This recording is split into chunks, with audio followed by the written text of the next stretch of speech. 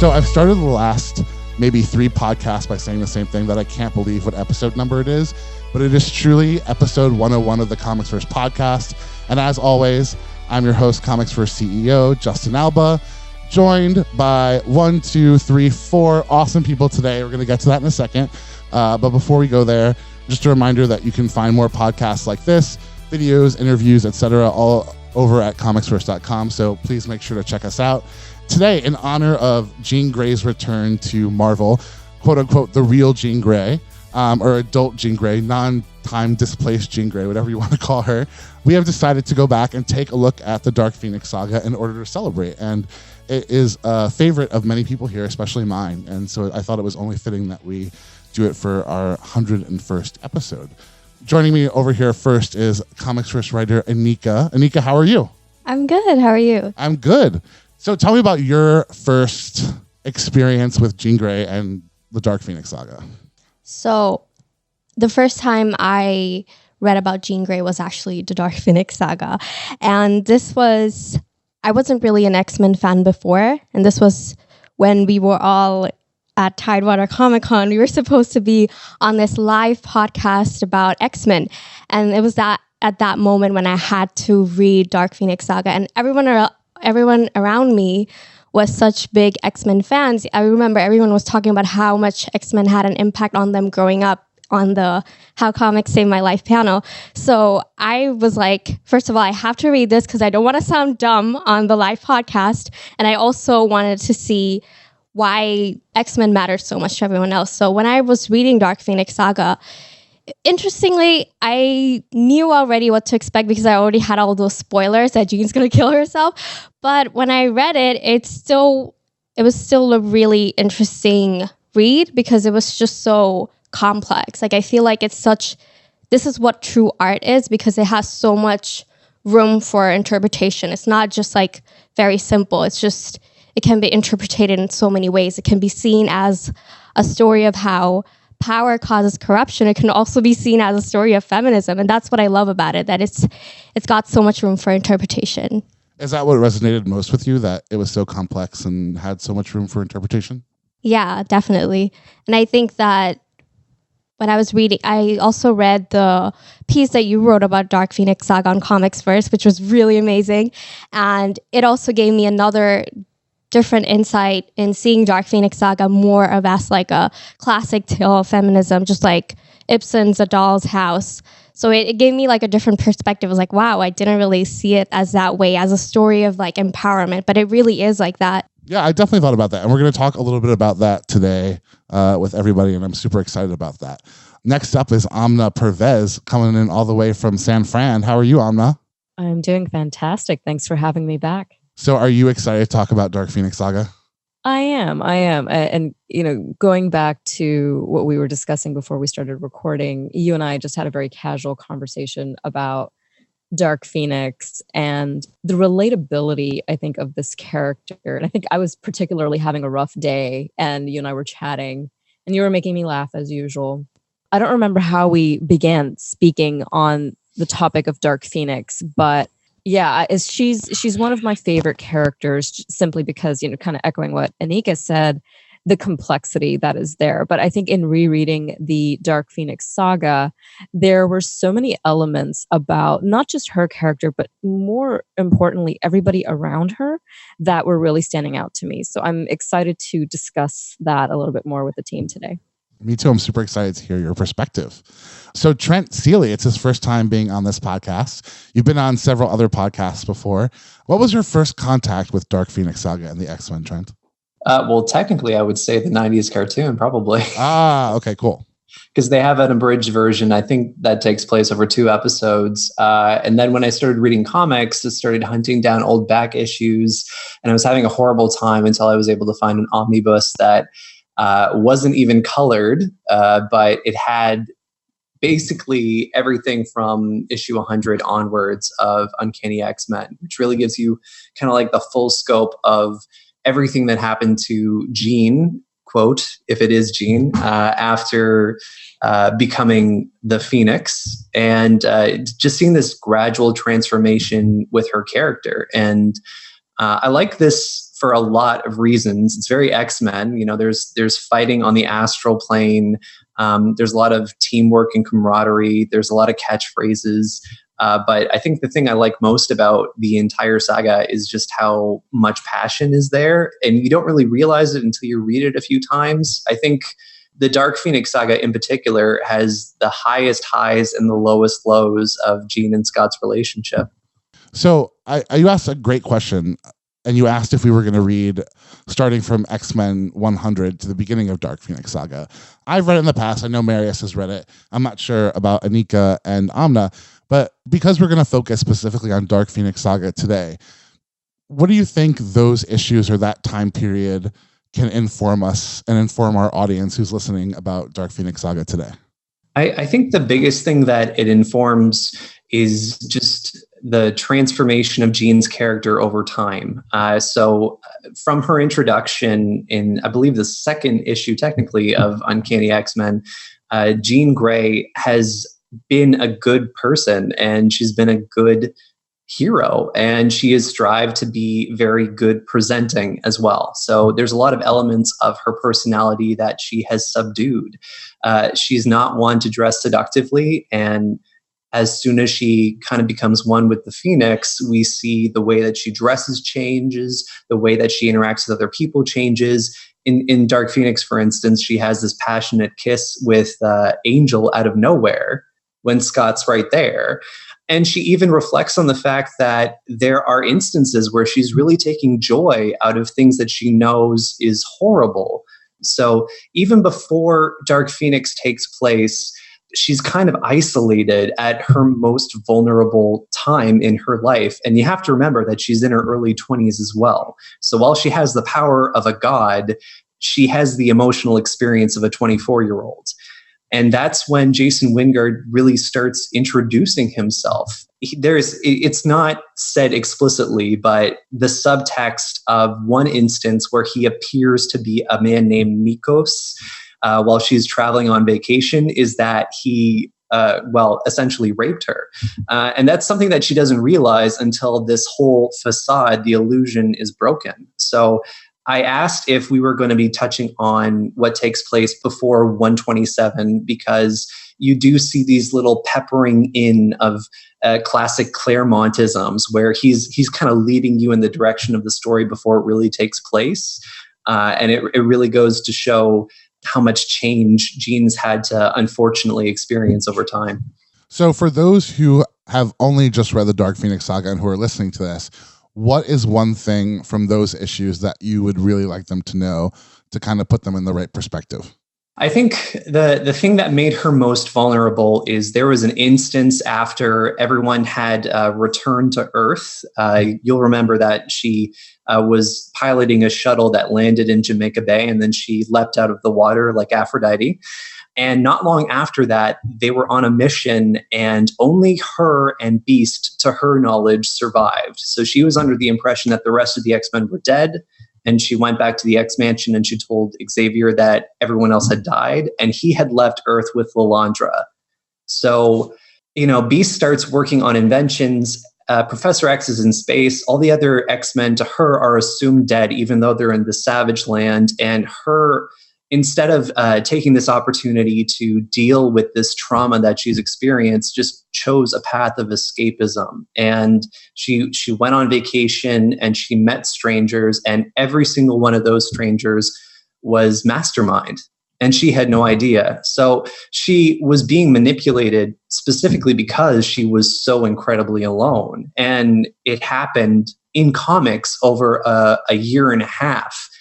And that lead up, I think, had such an impact. Her not embracing the elements of her psyche that she might have considered to be darker led to, being broken by Mastermind, and then her becoming that dark persona and eventually Dark Phoenix. I love that. You brought up two really awesome points. And I love thinking about her being reborn out of the water like Aphrodite. I never thought of that before. And I think that's so really smart. And also thinking about how alone she was and how susceptible she was to Wingard. I have a woman who studies human rights, and I think we all consider ourselves a feminist, but she is really into feminism and feminist theory. And she hated Jean in Dark Phoenix Saga because she felt like it was Karen. Do you remember Karen, Amna? It was Karen. And Karen said that she hated Jean Grey because she felt like she didn't stand for anything, and that's what made her so susceptible. But I also wonder if what makes her so susceptible, and this is a point that you brought up, Trent, who's bringing your A game. Another point that you also bring up that I really like is this sort of question is what is happening in Dark Phoenix Saga. Yes, Jason Wingard is bringing that out. Yes, Emma Frost is helping him. Yes, the Dark Phoenix Saga is helping. But is also what's kind of going on that Jean Grey has suppressed elements of who she is that don't fit into her sense of self, and now they're manifesting in these negative behaviors. Can also be a metaphor for that. Yeah. I mean, that's my impression of this. I've taken a few classes on Jungian psychology, and he had this idea of the shadow self. So every element of our persona that we think is socially unacceptable and choose to repress just kind of concentrates over time. And if your conscious self shatters, all that's left of you is that unconscious self.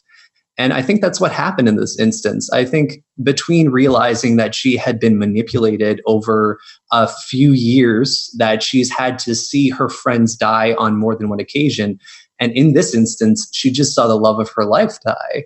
That was the final crack. And all that was left was this unbridled power. And I think another thing that's really worth consideration is the fact that she had all these psychic circuit breakers going on in her brain that have been opened over time. The floodgates of her godlike power, which no human arguably would be able to control, have just opened wide. So it's just a cataclysm. It's a perfect storm. Yeah, you brought up so many good points. Marius, talk to me about your first experience reading Dark Phoenix Saga. And also welcome, we should say, Marius, podcast aficionado at Comicsverse and X-Men writer. Oh yeah, thank you, Justin. Thanks for having me on. My first experience with Dark Phoenix Saga is pretty interesting because I've always been an X-Men fan since I was a child, but since this is such a classic, I want to say, in X-Men comics literature, it's almost funny that I only got to checking it out pretty late. I think it was even in preparation for one of the podcasts we had, one of the first podcasts we had. So I basically went into the reading experience of the Dark Phoenix Saga already having read all of the modern X-Men works that were inspired by what happened in Dark Phoenix Saga, or that the Dark Phoenix Saga had so many implications for. Because I want to say that my favorite X-Men comic book still to this date is probably God Loves Man Kills. I think it's the most well-written one. Mm-hmm. But in terms of being the most iconic story, the single most important X-Men book, I would probably say it's the Dark Phoenix Saga by a long shot. Yeah, I probably come from this with kind of a different perspective as compared to other X-Men fans, because I'm younger than a lot of other X-Men fans, and we've talked about that on many podcasts. But I'm sure some of this is going to come up later. Yeah, so my question is, for people who are also in your position, who grew up in the 90s and the aughts, who are, fans of newer X-Men comics, for you, and do you also think for them, if you can speak for everyone in your position, do you think that did reading the Dark Phoenix Saga shed light for you on the goings-on in current X-Men comics? Because I know, the Phoenix is still around. We have Hope Summers. We have Rachel Gray. We have, how many other, Cable. We have a lot of people who are now from the Summers Gray dynasty, so to speak. So do you think that what happened in Dark Phoenix Saga informed you a little bit more about why things were happening decades later, a little bit? So for me, absolutely, yes. And I'm not sure if I could speak for everyone, but I think most people coming kind of from my position, checking this book out later, will have kind of a similar experience, will be able to take something away from it in terms of like getting a better understanding for current X-Men comics. Because if we think of the current leader of the X-Men, which is Kitty Pryde, this is her first appearance. This is where it all started. Also, characters like Dazzler and Emma Frost, of course, their character arcs, but also their relationship to other characters. It all started here, and some character-defining moments for so many the most important characters in the franchise. It's all there. So, for instance, like the part where Jean takes off Cyclops' glasses. I think this scene alone helps a lot understanding works like New X-Men by Grant Morrison, but also Astonishing X-Men by Joss Whedon. Mm-hmm. And those were all the books that I grew up with. And now I understand them a lot better. Also, X-Men: The End, which is also by Chris Claremont. Yeah, I could go on with this for the entire podcast. I think there's a lot of examples. I think there is too. And if you guys listen, if people listening hear episode 99 of our podcast, we're talking about the last issue of Jean Grey, about the time displaced Jean Grey, and we're literally talking about Dark Phoenix. What I love about Dark Phoenix Saga too is that, and something that you brought up, Marius, is the decades long, or the half a century long, really, rivalry between Jean Grey and Emma Frost starts here. And then the middle of it, right, is Emma sleeping with her husband, with Jean's husband, and then her ending up with him. And this is, a decades long rivalry. And I think that it starting here is really kind of cool. For me, I just want to say, only because I think it's like super important, the first comic I ever read was a classic X-Men. It was number 37, and it had one of the issues from Dark Phoenix Saga, and it was the one where kind of Kitty Pryde is running away, and Jean throws her hands up and stops the car with the Hellfire Club goons to get her. It was so profound. I love the Dark Phoenix Saga. It was the first X-Men storyline that got me into it when I was 6 years old. I was so blown away that, as Anika has told us, that this woman takes her own life at the end. And it started me reading X-Men comics for decades. Finally, I was at Columbia University, and they had just ingested all of Chris Claremont's writings. He had donated everything to the comics library at Columbia and Butler Library. They had yet to fully ingest it all. The comics class I was taking was over the summer. It was called Comics and Graphic Novels as Literature. I met some amazing people there. One who now works for Marvel, who did many podcasts with us, Kathy. And we go into the library. We go to look through the stuff. I was the last person in. I got the last seat at the table. I sit down. I look right down, and it's Chris Claremont's script for the exact same issue that was the first comic I read, with like handwritten notes and written on his typewriter. And then, fast forward, we all know Chris Claremont well. I've been to his house. He's done podcasts and panels with us, and that's kind of what started comics for. So I really want to say like how profound this comic book is, not only for me but for the company. But really quick, for people who are listening, we are about to have a very intellectual kind of academic discussion and very personal discussion about this. But I also want to talk about, it is a little bit cheesy. Like, let us not, like, this is written for kids. The ideas behind it are not for kids, but it is written for kids. This is pre-Watchmen.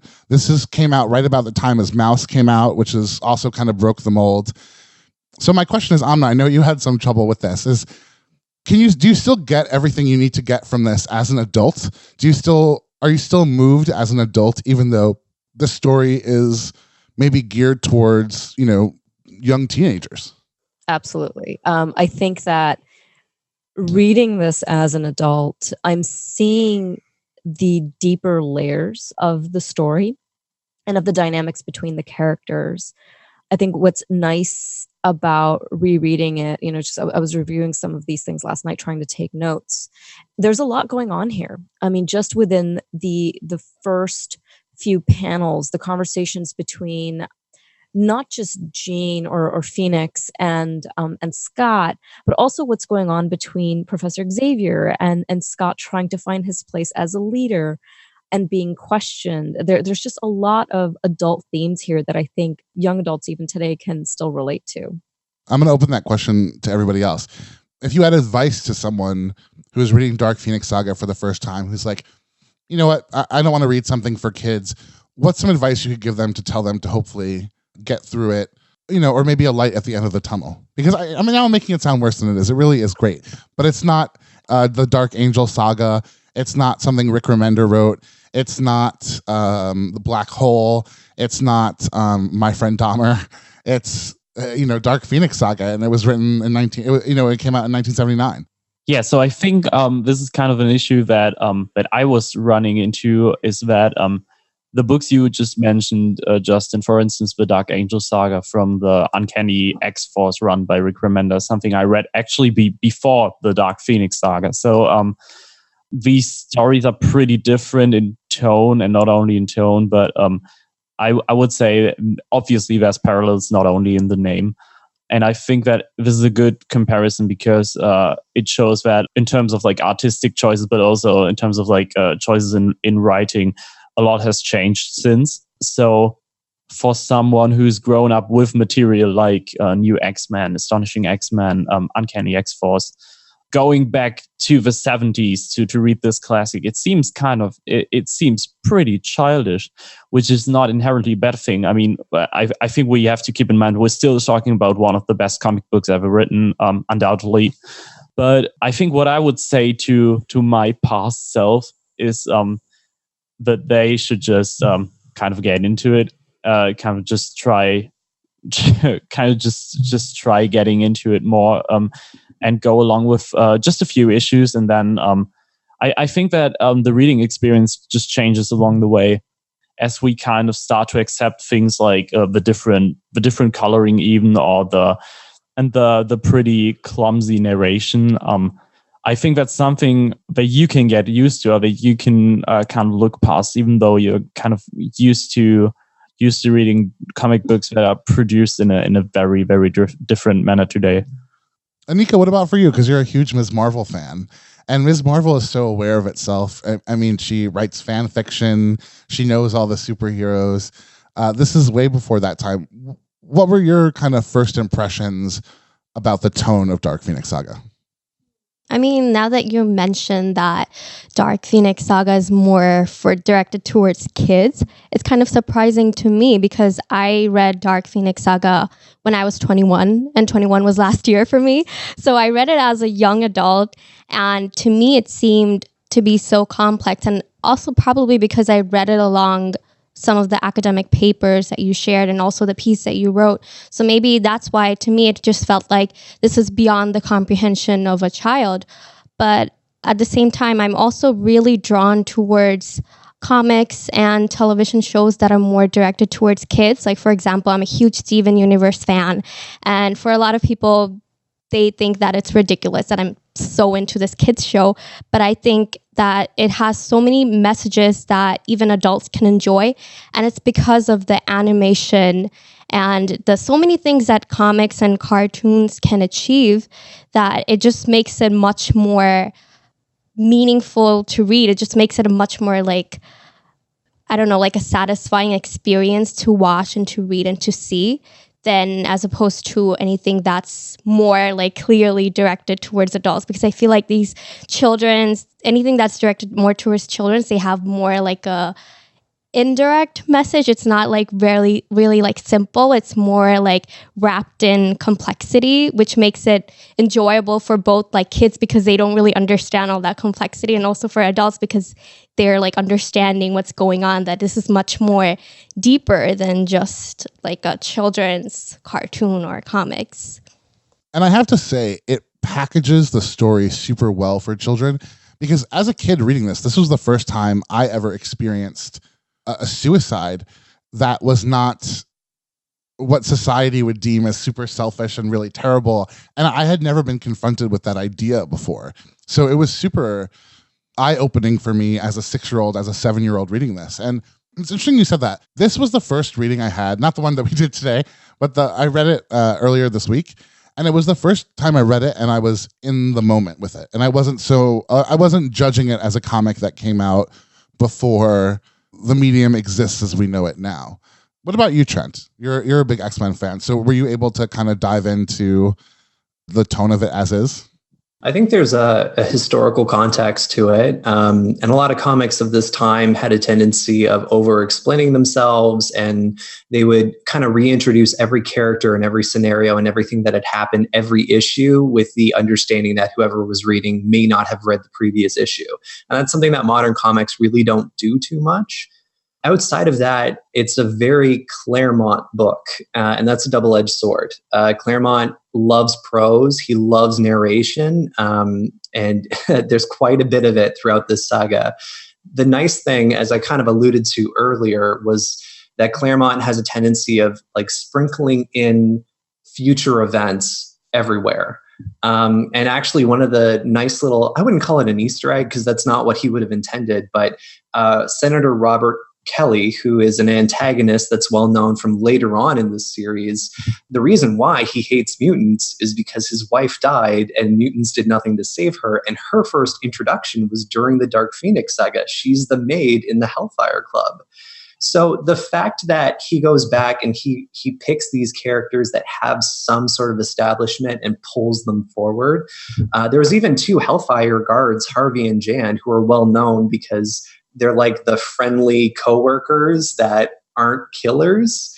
And they show up in a number of his comics as well. So if you read a lot of his stuff and you kind of wrap your head around how dialogue heavy it is, you get your own kind of appreciation for the content itself.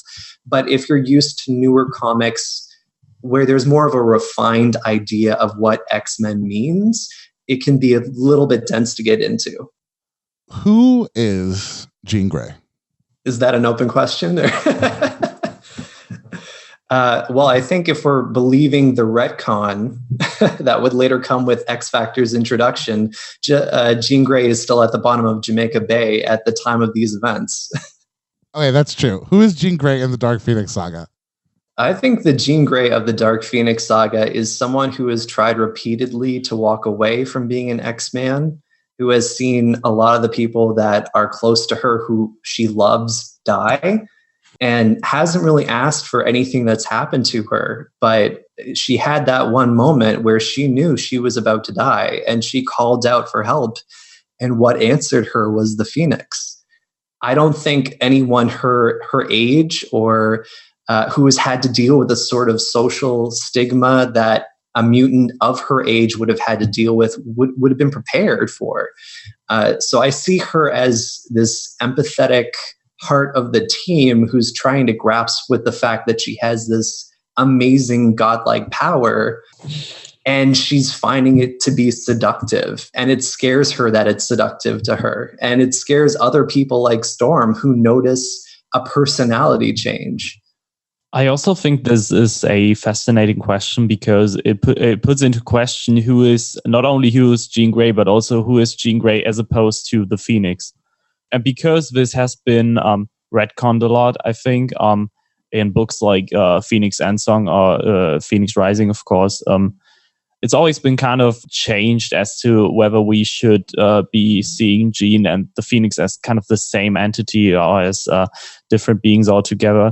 But just taking kind of a look at the source material here, I think that the fact that Jean is her own entity and is a distinct human being with her own qualities, distinct from the Phoenix, is one of the big points being made in the book. In one of the last sentences, it says that she died a human instead of living as a god, which is what she chose. So one of the big points, and this is also something that Scott points out in their relationship as they have their little dialogues. I think that one of the most important points is that with all the loss of control, there's a very determined woman in there that has her own determination or choice. I think if I had to say who Jean Grey is in one word, I would say paradoxical, because I think Jean Grey is obviously separate from Phoenix. Like, they're both separate entities. But then again, Phoenix, we can't deny that Phoenix was a part of her, and she realized that. And that's one of the reasons why she has this like sort of like an identity crisis where she feels so empowered to be the Phoenix, but at the same time, she was traumatized by what she had done. She had destroyed an entire universe, and that's not what Jean would do. So it's this sort of like how I felt when I was severely depressed. Like, I felt like depression and me were separate, but it almost became like so intertwined that we just became like the same. Like, it was just like how Jean couldn't be Jean Grey couldn't be Phoenix. Jean Grey became Phoenix. It was almost like, even though they're two separate entities. So, and I think that's what she struggled the most with throughout the comic. And that's what, that's when she just decided that she didn't want to live like that anymore. And it was almost sort of like a depression where she said that, she had to like just end her life because there was no way, like she tried to be Marvel Girl for a while, but she knew that, okay, this is not going to work. I am a part of Phoenix now.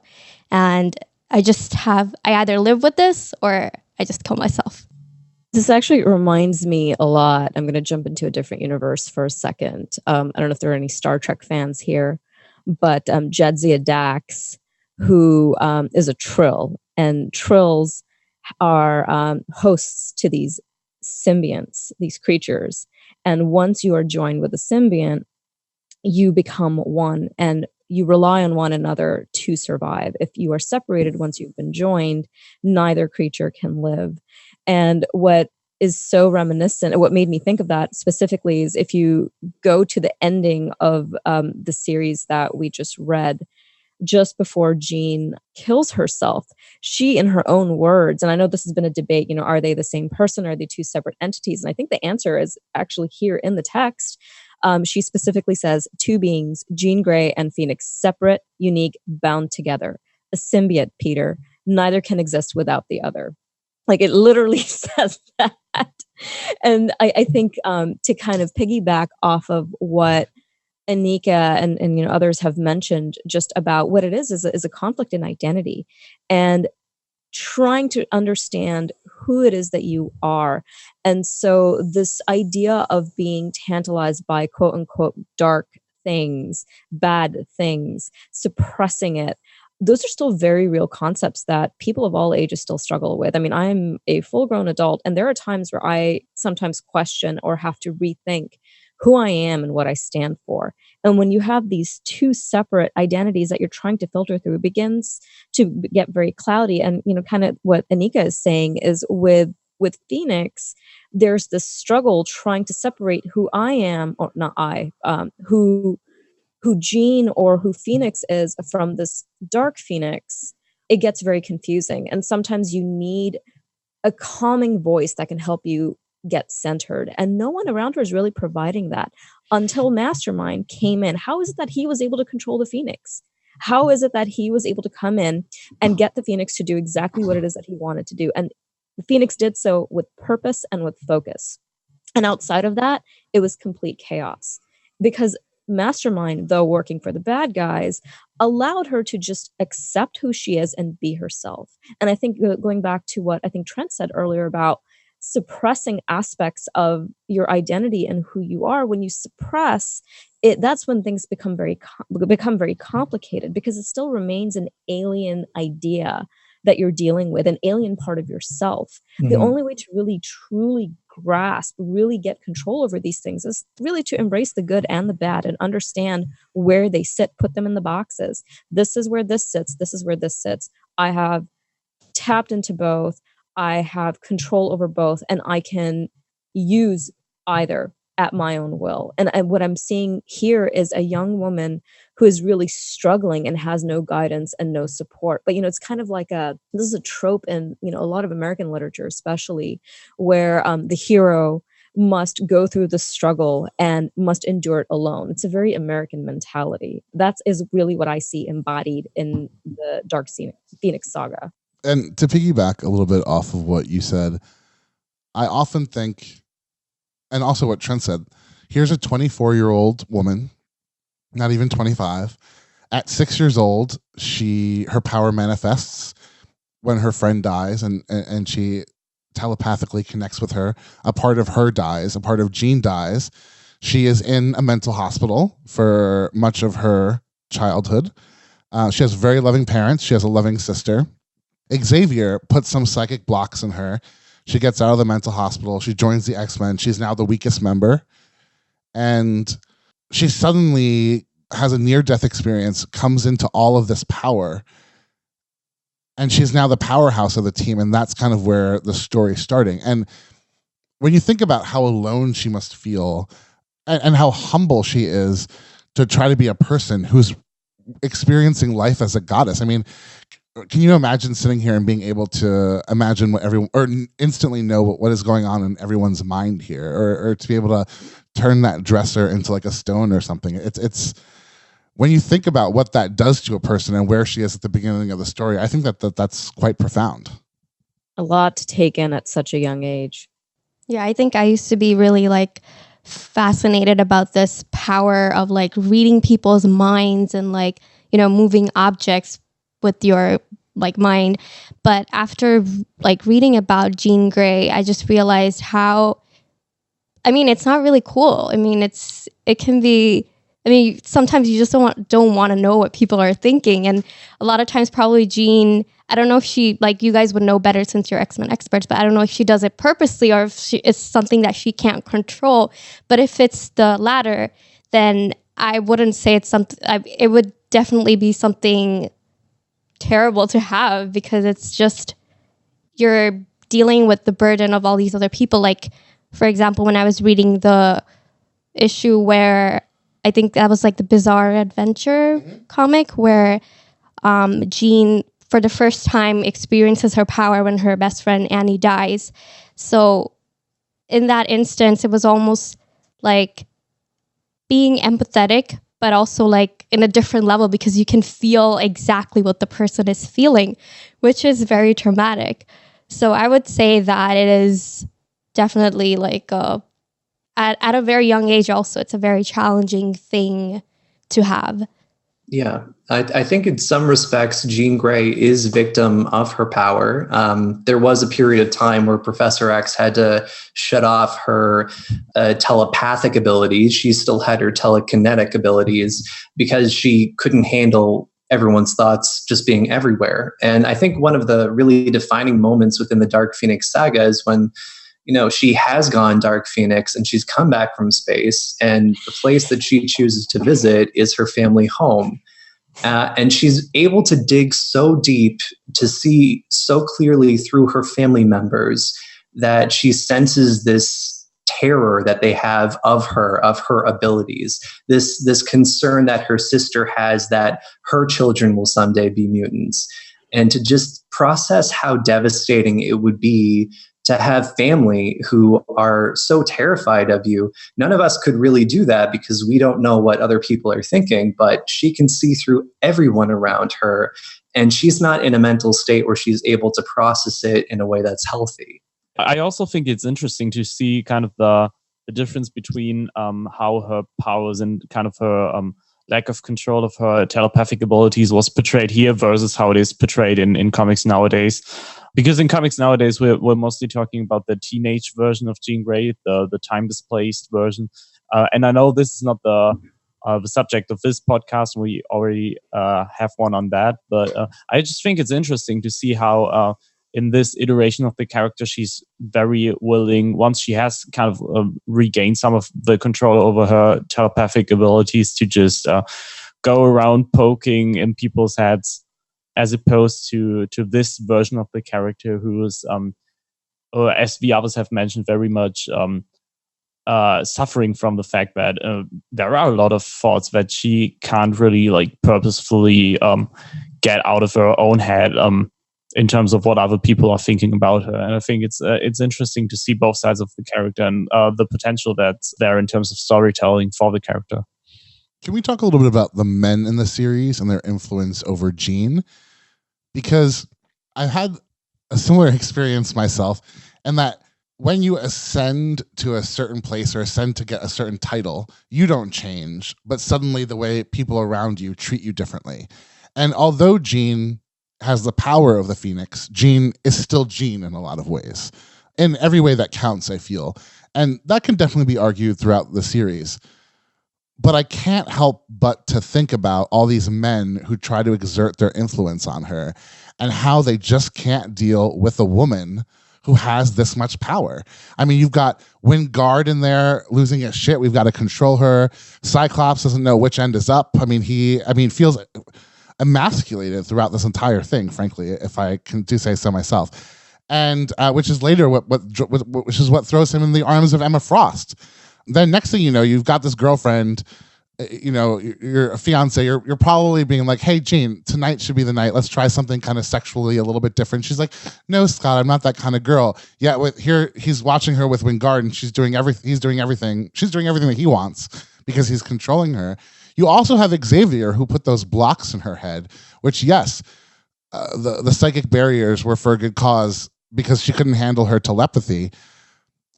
But there are all these men exerting what they want on Jean Grey, and I can't help but to think that that's slightly problematic within the diegesis of the story.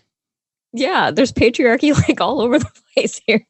And I know there's some listeners who are probably cringing at that word. I mean, but this is a prime example, a classic example of what patriarchy looks like, especially, you look at every aspect of her life, the people closest to her, her teacher, her mentor, her guardian, her father, Charles Xavier.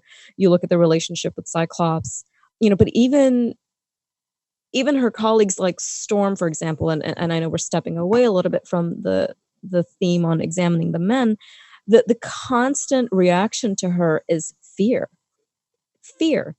Everybody fears her. And the only person who really doesn't, just because their own arrogance is probably overshadowed by any common sense or fear that person should have had, was Mastermind. And that's because he didn't really understand what it was that he was dealing with. Right. Isn't that somewhat human, though? Everyone does absolutely approach her with fear, but we fear what we don't understand. And this is someone who can go from wearing a dress to her costume by manipulating the molecules of her clothing within 2 seconds. She's able to crunch a car into a ball and then have it function as a normal car 5 minutes later. Her command over the physical world with her telepathic abilities is not just far and away bigger than any other telepath or telekinetic on Earth. It is very much godlike. And I would absolutely say that there is patriarchal themes around Jason Wingard and Professor X. I think the challenge of examining Scott within the confines of the Phoenix Saga, as opposed to everything that's happened since Phoenix has been introduced, is essentially since she came out of the waters of Jamaica Bay, he didn't feel like he loved her the same way. Something was off. He knew something was off. And since that time, he's seen her die. He's dated Colleen Wing for a period of time.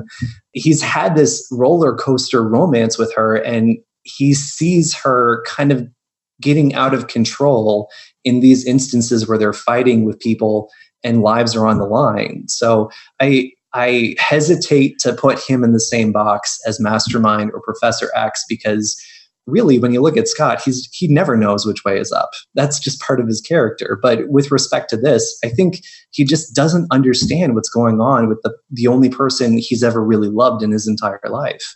Right. No, those are all valid points, and I do not disagree with anything. What I challenge folks who perhaps might be so easy to dismiss Scott, and this is not me being overly critical. I mean, I still think that he's a fantastic character. He's a good partner for Jean, but just as fearing something that you don't quite understand is quote unquote human, and I use air quotes because I don't believe everybody has a natural reaction to that. Like, for example, when I first saw that Jean can change her clothing by manipulating molecules.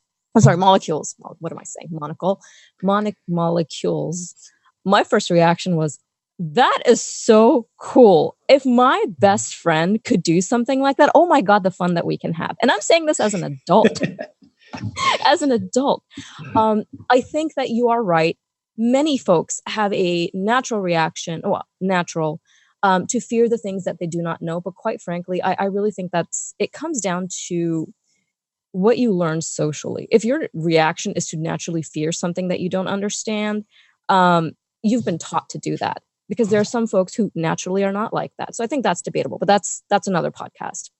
Going back to Scott, I think that as the person probably closest to her, most intimately involved with her, it would have been nice to see him step up as a partner, and instead of closing himself off, even if sensing something is wrong, I would take it as my personal duty to figure out something is different. I should figure out what it is rather than shunning this person. And even though I might feel fear, it wouldn't necessarily prevent me from behaving the way that he does.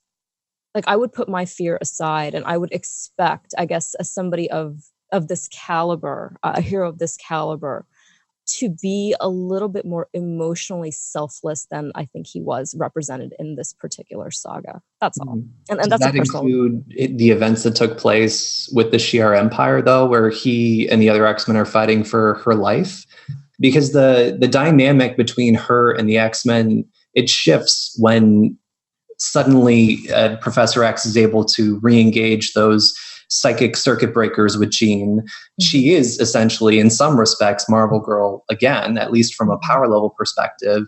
And it's her life on the line, and it's her friends and companions that are saying, yeah, we're probably going to die if we fight these people, but we're going to do it because it's Jean. Mm-hmm. You know, so, and that's my only hesitation there. Like, I'll absolutely agree. Like, Scott, I think because he just never knows what's going on, he isn't really presented the best way throughout the saga. But I don't think he's trying to control Jean like the other men within this book are. I think he's just trying to understand. And I don't think it's something that he can understand. I really think it depends. Your perspective depends on who you identify with in the comic. I bet you, Amna, like me, you identify with Jean. So I get very pissed off when they're like, oh, what's wrong with her? Why is she acting so different? It's like, she's in a bad mood, asshole. Like, let her do whatever the fuck she wants. Like, why don't you just take a chill pill and just not stop judging her, Storm? But I think if you don't identify with Jean, you're like, oh my God, my best friend who's normally so nice is controlling people's minds and eating planets. And, it's making me a little nervous for them. But I think if you identify with Jean, you're like, hold on, I've been nice all the time. Like, I'm a human being with a range of emotions, and right now I'm a little pissed off. So I'm gonna, kill the people in this car. Right. Plus the emotions of this new thing that is now inhabiting me.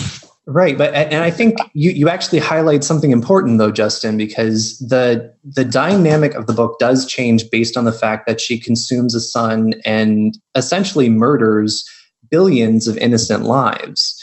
And actually, I've heard that was something that the artist chose and that Claremont didn't choose, and that they had to change the events narratively afterwards, because when you have such a large loss of life, there has to be some sort of universal punishment, some sort of vindication there, and that amounted to the death of Jean Grey. But to that point, like, she is godlike in a number of respects throughout the early part of this saga. She chooses to eat a sun because she's hungry for a snack after coming out of a time gate, and it kills billions of people.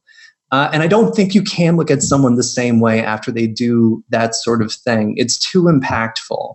And but by her own admission, she enjoyed it. She liked it. And I think she fears herself for that exact reason.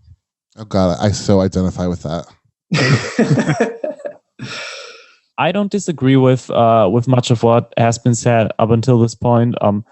I think that I've always seen Scott as a pretty good partner up until this point, at least for Jean, because to some extent I think that they are both characters that have problems with control, longing for control over their powers, over their lives to an extent, and I think this is why Scott will inevitably feel emasculated or kind of set out of control by realizing that Jean is in a way above his head. So I definitely think that he's in no way a flawless character. It should be pointed out how patriarchy plays a role in here for sure. But overall, I think that these are characters that kind of manage to bring out the best in one another. And the scene I was mentioning earlier with her taking off the glasses for him, I think that this is kind of paralleled by the fact that when she goes back into being Dark Phoenix in the very end of the book, he manages to bring out her human side more so she can commit suicide to potentially save billions of lives.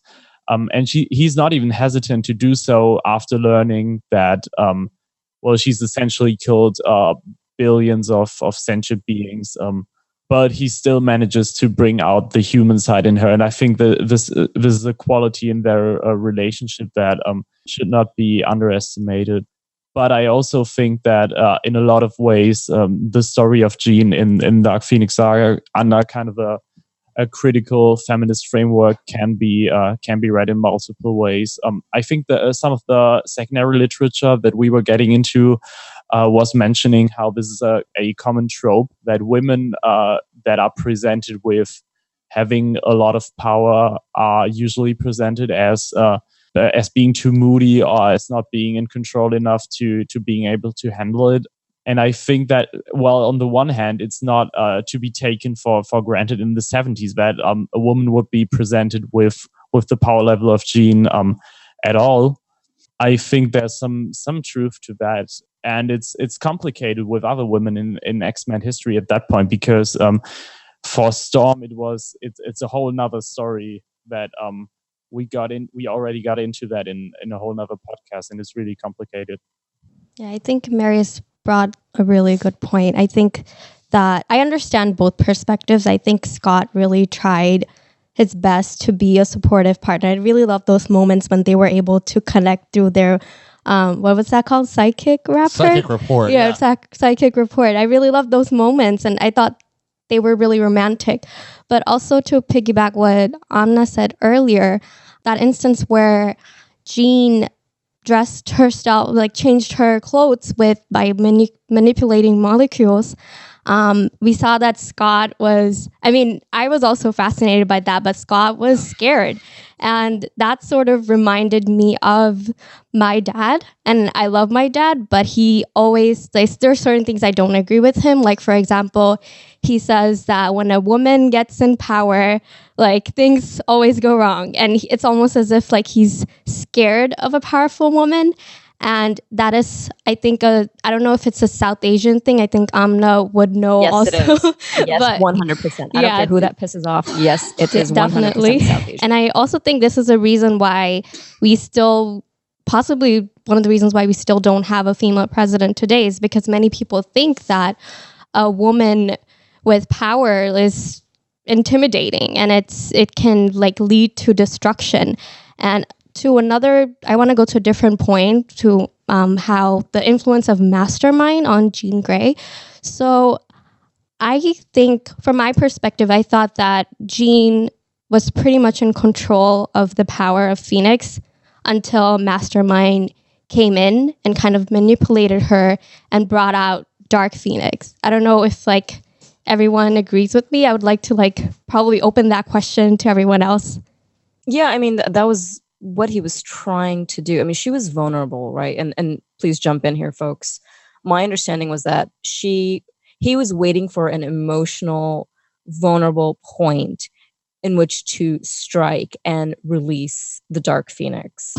And, here's this woman, kind of going back again, who is basically misunderstood and is being feared, is feeling alone, isolated, even from her lover. And here comes, I would think by modern day terms, it's called a snake in the grass. Somebody comes in and swoops in and basically just completely takes the rug out, not just from underneath her, but everybody else around her too, which sets in motion these events that lead us to what we know as the Dark Phoenix Saga. It was a very calculated move. But no, I completely agree. I think she had it somewhat under control. It was balanced, I guess. But his ability to do what he did, Mastermind, really showed that the balance was extremely delicate. And perhaps with some more support on the other end of the spectrum, maybe she wouldn't have tipped as easily. Yeah. The narrative reasoning in the text is that she had blocks in her brain that were being released by Mastermind, and that's what the Phoenix wanted, and that's what Jean wanted.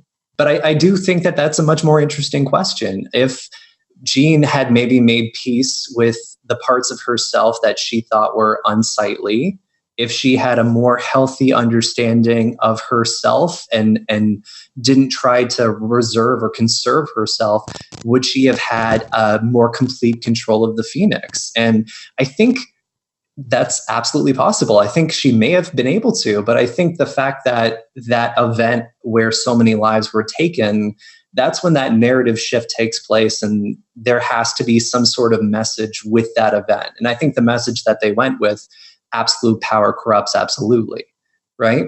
So I absolutely think that's a really interesting question. And I think if her perspective was different, I think if she wasn't as vulnerable, she would have maintained this absolute control. But then even looking at the team dynamics, is it really interesting to read a serialized book where every enemy is easily handled by this godlike force?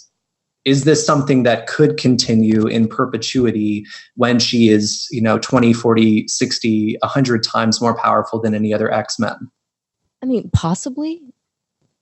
I mean, that's a really difficult question to speculate on, because, I mean, like you said, it can really just go in any which direction. The thing that sticks out in my mind is there's a part of her that is human. And the Phoenix binding with that human is really what's causing this instability, because humans are, though very strong creatures and capable of a lot, especially, mentally, emotionally, there's this equal amount of vulnerability and fragility. And the fact that they chose a woman, I think, to even take on something like that in the series is pretty spectacular. Mm-hmm. But would it have probably gotten out of control? Yeah, I think it absolutely would have, could have. But just as much as you can practice destroying something, tapping into the dark aspects of a power or a person's ability, and I'm speaking very generally here, and I'm speaking as a human because I do not know what it is to be a godlike creature. You don't? As much as I like to pretend sometimes, definitely just make believe. Like any skill, and you go back to the training that the X-Men go through. Professor Xavier focuses on really helping people control their powers, and though the Phoenix power is something that is clearly beyond anyone's understanding, I did not see evidence of effort being put into understanding what this thing was. And I saw more effort being put into suppressing it and hiding it and not dealing with it directly. Right. So I think that question that you're asking is it's hard to answer for me because nobody tried. Right. Well, and what's interesting is that every instance where the Phoenix has returned since the death of Jean Grey in the Dark Phoenix Saga, the response has been of fear. Yeah. Avengers versus X-Men, the whole crux of that is the Phoenix is returning to Earth. Mm-hmm. One side wants to embrace it because their population is dwindling, and the other side is fearful because every time the Phoenix has come, people have died. And Phoenix Endsong, too. They were having a heart attack when Jean came back. And the thing is, with these types of things, we keep talking about the emotional complexity, but yet we're speaking about it in such binary terms. If you either embrace it or you fear it, those are not the only options. Right. I would love to see something in between get explored. What I think is interesting, because I know that we've talked a lot about the human element of this, the fact that Jean Grey is this young woman who's dealing with this godlike power.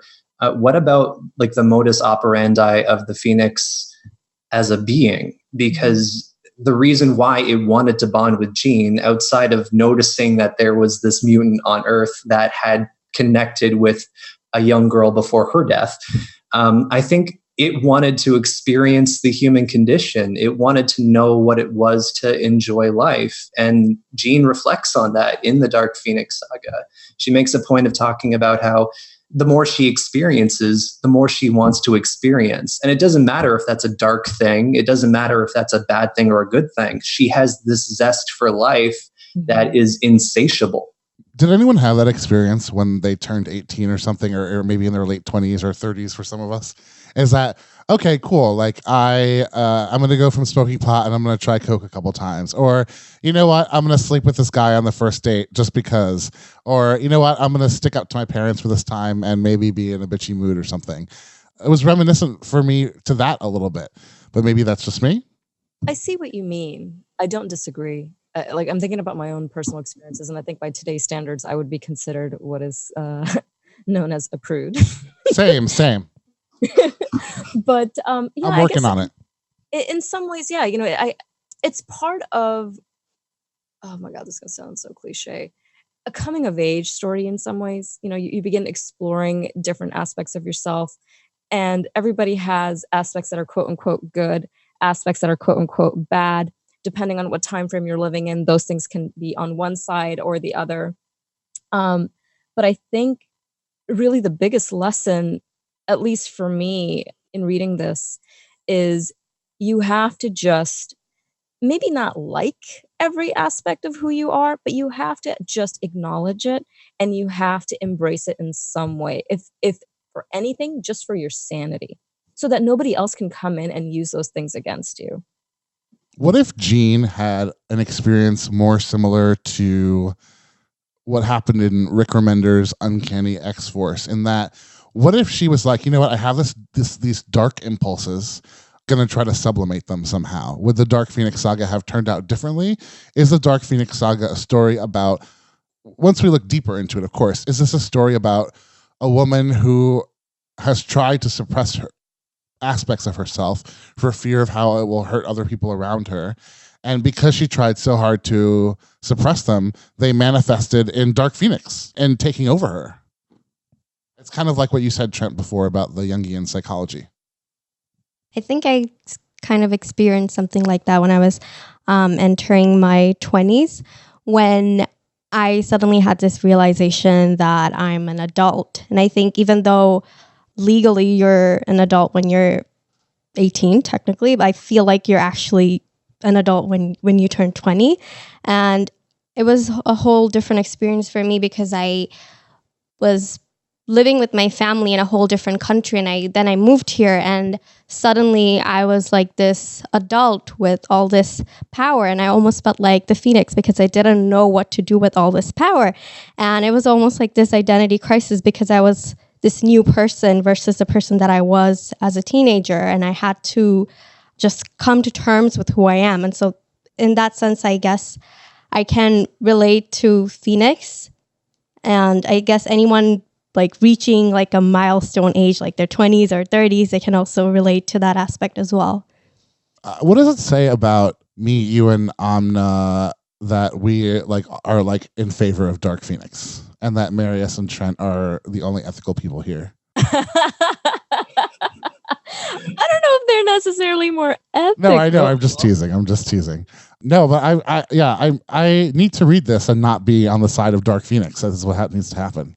Yeah, I wouldn't necessarily say that I'm on the side of Dark Phoenix. I mean, I don't know. And the reason why I say that is because regardless of where my dark urges are and how upset I might get, I have no desire to commit genocide.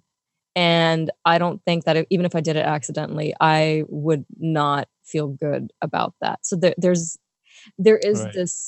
This conflict that I have with her having to do that. And in my mind, I'm like, well, maybe it wasn't Jean at all. Maybe it was completely the Dark Phoenix. But I'm also trying to stop myself from thinking that the Dark Phoenix is necessarily this evil thing, even though it's being described in terms like that. And I feel like I'm still in the process of processing. Yeah, you're still processing it. Yeah, like exactly what that means. Can I ask you something about that? Yeah. What if you think of it like when Jean Grey destroyed that planet, she was hungry, right? And it's like, think about if you and I are sitting at like a restaurant or something, right? And like a fly lands on our brioche bun, like you would just swat it away. Like you wouldn't think anything of it, you know? If it was a family of flies, you know, like you would just stomp on that shit. And that's like kind of what she did. Because she's so powerful, those people were just like nothing to her. I have gone over this in my mind in this exact scenario. I'm like, how is this different than like walking into a chicken farm and grabbing like a dozen chickens and being like, all right, guys, I'm going to host a dinner party.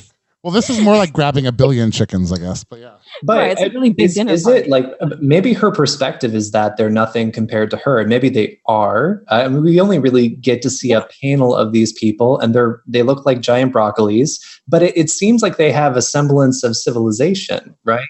Oh, of course, yes. I'm just saying that while she was Dark Phoenix, perhaps that was her perspective. I mean, she didn't even notice them, right? And I'm just kind of trying to make sense of that. Yeah, I don't think I'm in no way condoning genocide, as I've said before. I'm with you, Trenton. Like, I hear you. Yeah, I don't. They were beings. They were alive. There was sentience. Yeah, not okay. Like I that is unequivocally troubling and an unforgivable thing. And I really think that the ending of this series was appropriate, given that there was this fact. Like, let there be no confusion about, regardless of where I stand or what I might stick up for with Jean and with the Dark Phoenix and this struggle, that is not okay at all, ever. I'd feel bad. I just want to go on the record and say I would feel even if I she didn't meet them. If I killed an entire race of broccoli people after I came to, I'd be like, oh my God, I'm so sorry. I mean, I would be horrified. I don't know. Why do I have to say this? Of course I'd be horrified. I don't condone genocide. You feel alone. I do. I don't condone genocide, and that's all I want to say. Let me put us on to something else before I get on broccoli people and how much I like broccoli. And if they had cheese on the top, how much I would have maybe eaten them. I'm just saying. But anyway, okay. Real question. When you hear people say that Dark Phoenix Saga and Jean becoming Phoenix is a response to second wave feminism, how do you react to that? And I'd like to start with Marius, if that's possible. Okay, so I think that for me personally, this is kind of relatable right now because, my 20th birthday is gonna be in 3 days. Oh, happy birthday! Happy birthday! Yes. Yay. Over the course of the last few years, like a lot of things have happened that I was reminded during this conversation in terms of like having a conflict within yourself or trying to find your own identity in terms of like, wow, I'm kind of an adult now. I mean, I've been in the context of my teacher trainee program. I've been teaching my very first class for the first time this year. I've moved out of my parents' house. I've started working at university as well on top of my studies. So I think it can be last year, was it 2017? I think it can be a lot to take in and a lot of stuff that kind of like forms an identity, but also gives you like the power and the responsibility that so many superhero comic books are about, basically. So yeah, I could what you were saying was really resonating with me. I hadn't really previously considered the analogy there with the Dark Phoenix Saga, which is probably because I always perceived Jean to already be a quote unquote adult character. So this is kind of a perspective that that adds a new layer of meaning to the text for me, I want to say. So it was interesting. But Justin, you had another question about second wave feminism. Yeah, there are people like myself who have talked about Dark Phoenix Saga as a response to second wave feminism, because here you have Jean. She has grown into so much power, and we had a whole conversation about the patriarchy. Can we talk about Jean and her ascension to the Phoenix in terms of 1979? You have the Bionic Woman on TV. You've got Wonder Woman on TV. Women are going to work. I mean, I remember, I grew up in the 80s. I don't know how it was for you, Amna, but my mother was the only one who worked. I was the only one who didn't get picked up at school. I was one of like 3 people on the bus in our whole, like, whatever, kindergarten, 1st, 2nd, 3rd, 4th grade. And, things are different now. I don't know anyone whose mother stays home. I know a lot of moms who wish they could stay home.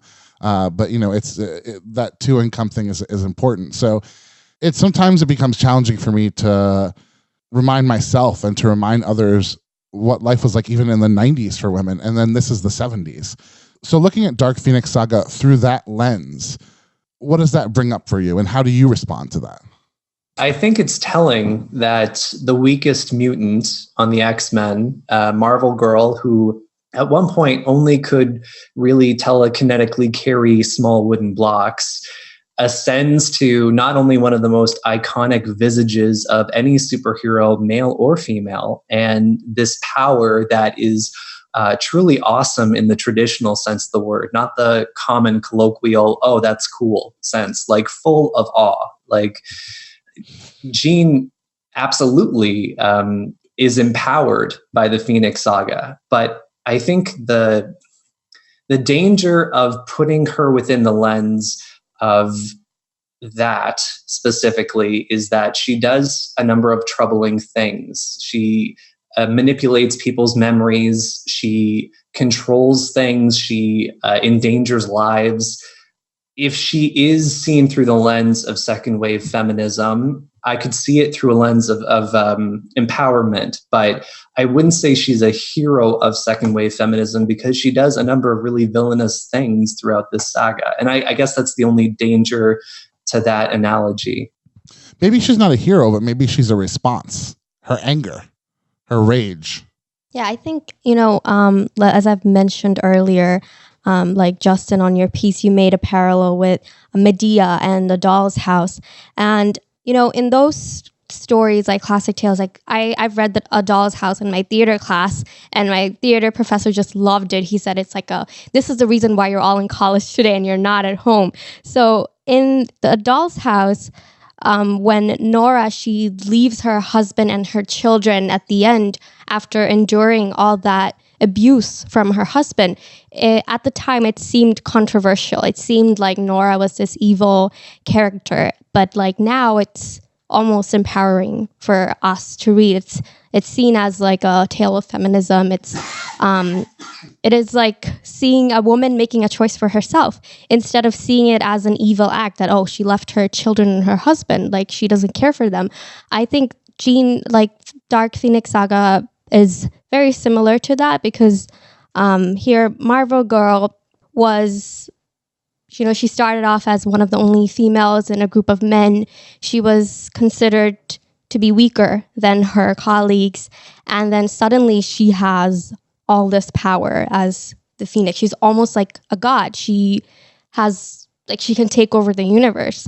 And again, she definitely did some problematic things that's way more, that cannot be really said. I mean, genocide can never be empowering, but I can definitely see that it is still like I would definitely still say it is a story of feminism, in the way that here, this woman who's endured all these years of sort of like indirect abuse from her colleagues in regards to like having less power, and now she's suddenly so much powerful. I think that is itself empowering.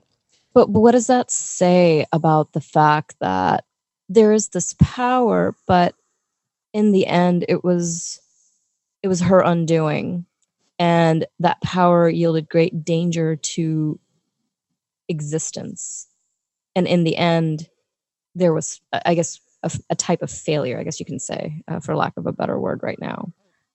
She couldn't handle it. So what does that say in terms of, what does that say about feminism, I guess? Well, but doesn't she handle it? It isn't her undoing, because she could have been the goddess. The undoing of the Phoenix was Jean Grey to me. From my perspective, it's unfortunate that throughout this story, Jean is either manipulated or she is activated through blind rage. Yeah. Pure passion, intense feeling.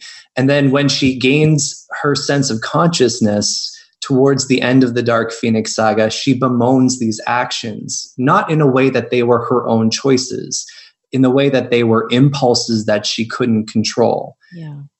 She absolutely controlled her own death, and it was self-sacrificial, as is traditional for X-Men. But in spite of the fact that she ended her own life for the betterment of the galaxy and the whole cosmic universe, all of the things that were done, I don't think were Jean's choices. And I don't think it can really be empowering unless they are a choice. My question is, does it have to be empowering? Because I guess I want to get us away from thinking about what's empowering and understanding her rage. Because, here you have this woman who is pushed into this position of being the least powerful person, is now the most powerful person. Her man has lost his shit over it. He doesn't know which end is up. This guy from the Hellfire Club is trying to rape her, essentially.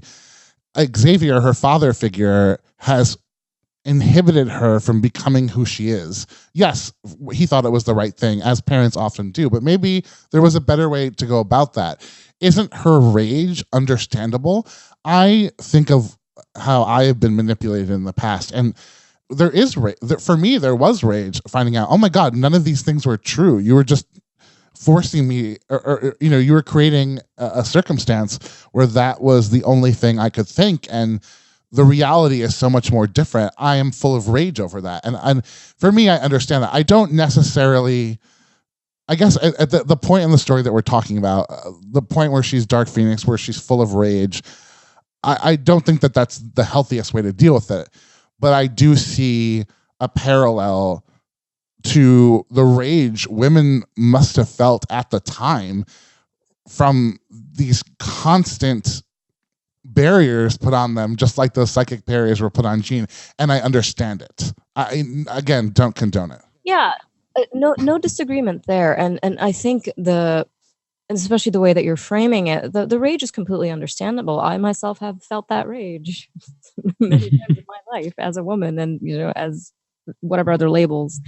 What gives me pause and is just forcing me to reflect more before really choosing a side on this, it's just a consideration, is when you're operating from a place of passion, like Trent was saying, and if you want to frame it in terms of, feminism, it bothers me to view the feminist movement as something that is purely being fueled by emotions that the women can't control, because I feel like that's feeding into whatever stereotype that has been placed on women anyway, that they're emotional creatures, they cannot control them, and if you put a woman in power, she's just going to be run by her emotions and the world is going to blow up. That's why we can't have a female president, whatever people have said in the past. I mean, the list goes on and on.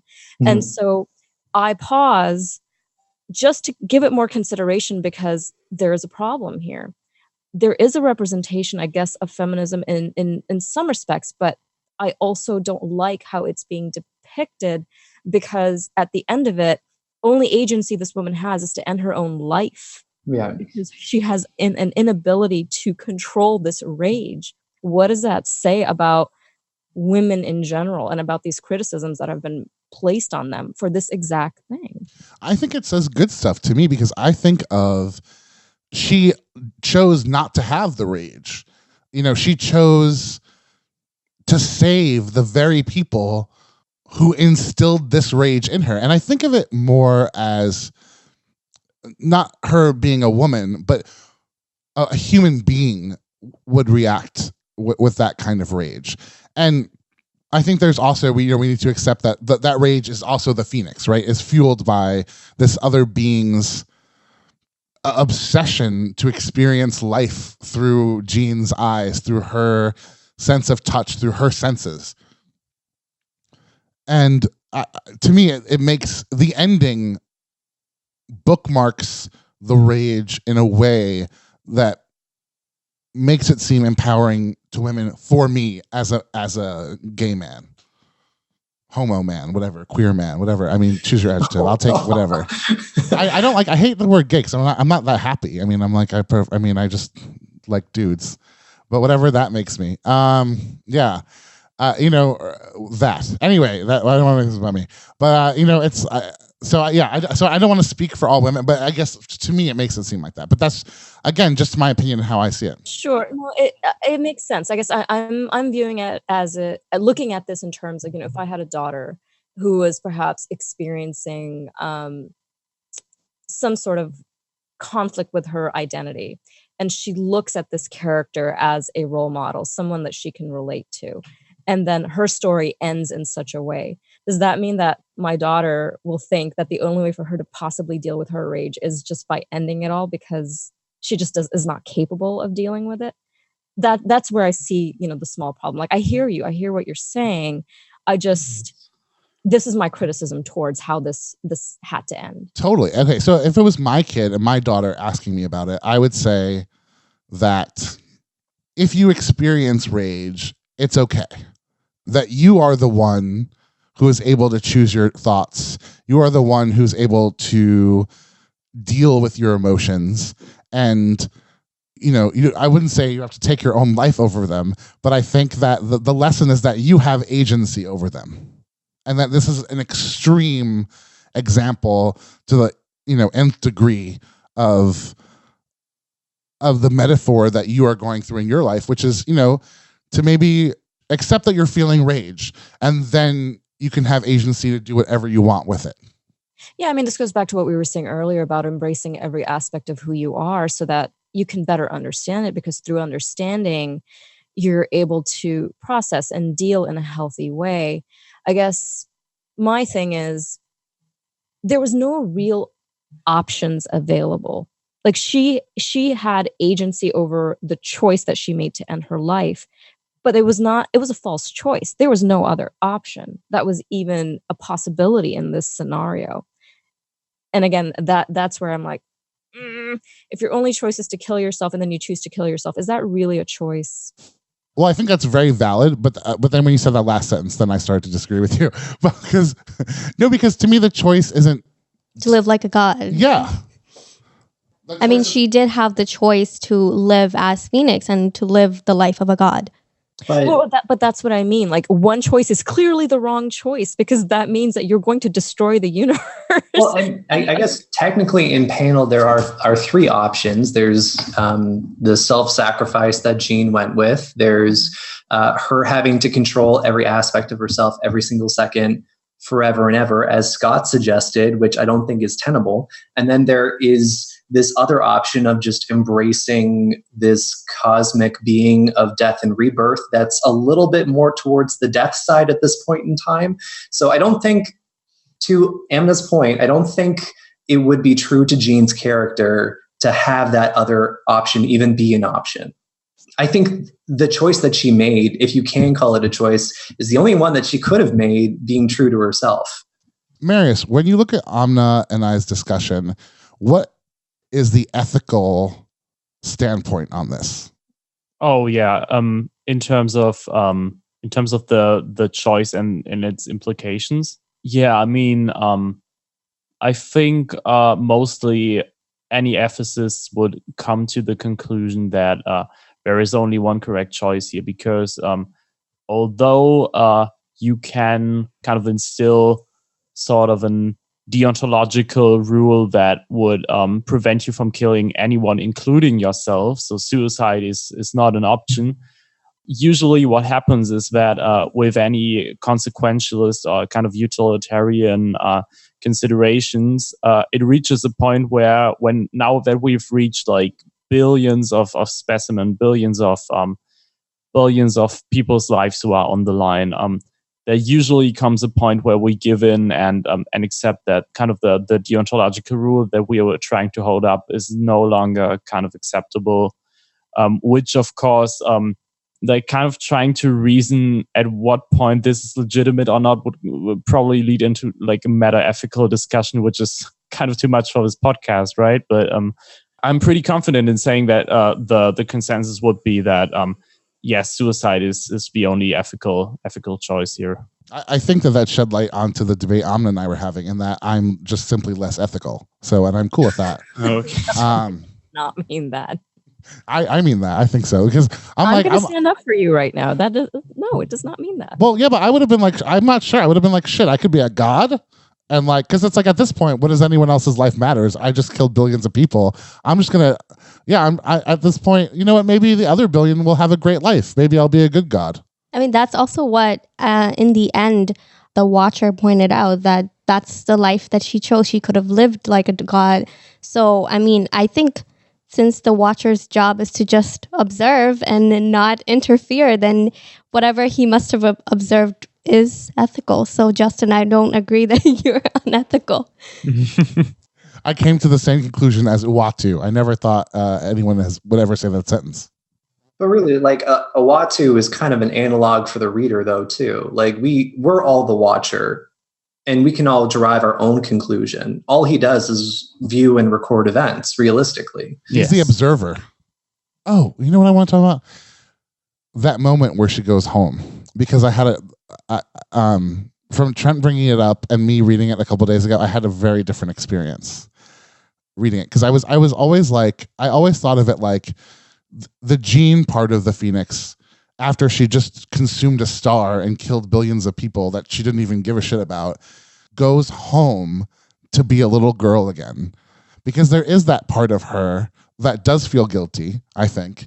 And where does she go to feel like a girl? She goes back to her house. She picks up her friend, when I say her friend, the little stuffed animal, and she starts dancing with it. And she wants to feel like a girl again. She wants to feel cocooned. She wants to innocence. She wants to get that back. And this time, my focus wasn't so much on that. It was more on the parents.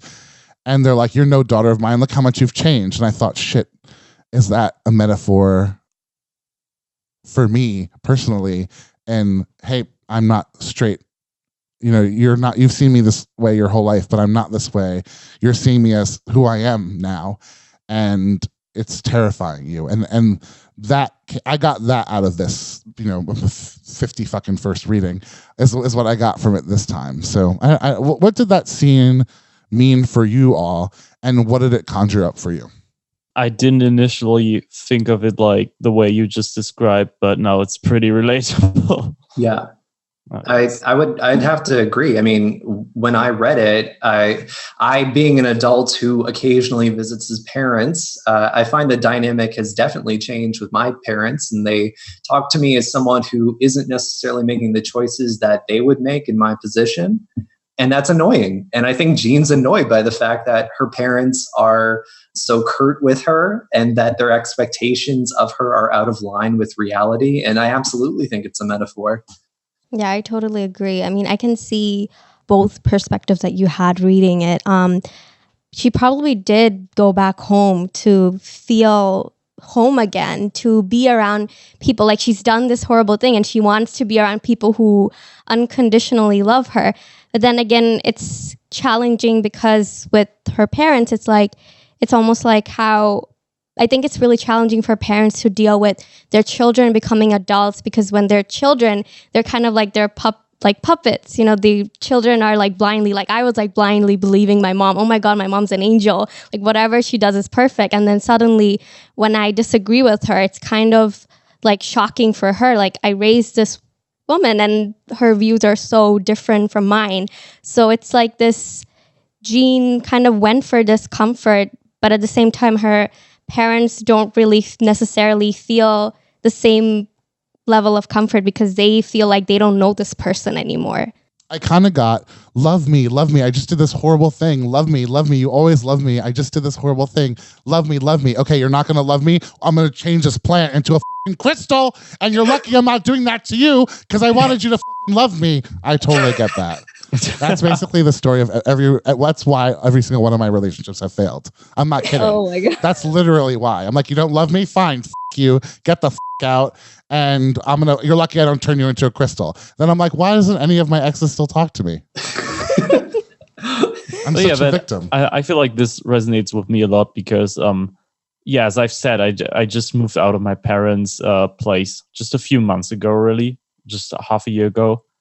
And I feel like this, it's a very particular situation going back to your parents' house, kind of the place where you grew up, and getting this kind of I want to say feeling of being home or feeling like a kid again in a strange way, but not in a holistic way, I think. And I love my parents more than anything else, probably, or more than most things else in the world. I love my parents so much, but I'm not gonna lie, especially in terms of like things like gender identity, I don't think it's always as easy to navigate some situations with them nowadays. I'm going to remain silent on this one. I mean, it's no secret. I don't have a good relationship with my family, never have. And I feel like it's getting worse as I get older. And for me, this is hard to relate to because even as a kid, those are not the people that I ran to for comfort. Like, my family was not the place that I went to seeking this type of thing. It was always either friends or other people. You were the type of X-Man who couldn't go home to the X-Men were your family.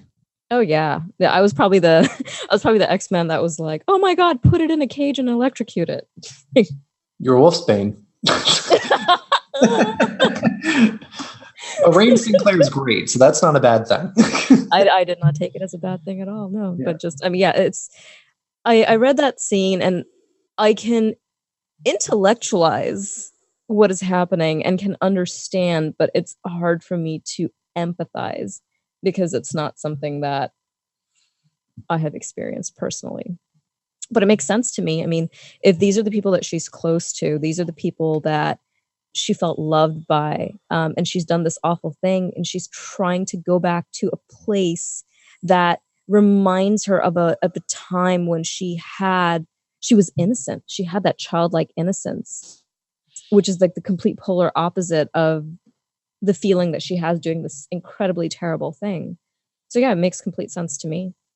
The way that you framed it, Justin, is also, my mind didn't quite go there, but I liked what you had to say. Totally get it. See it.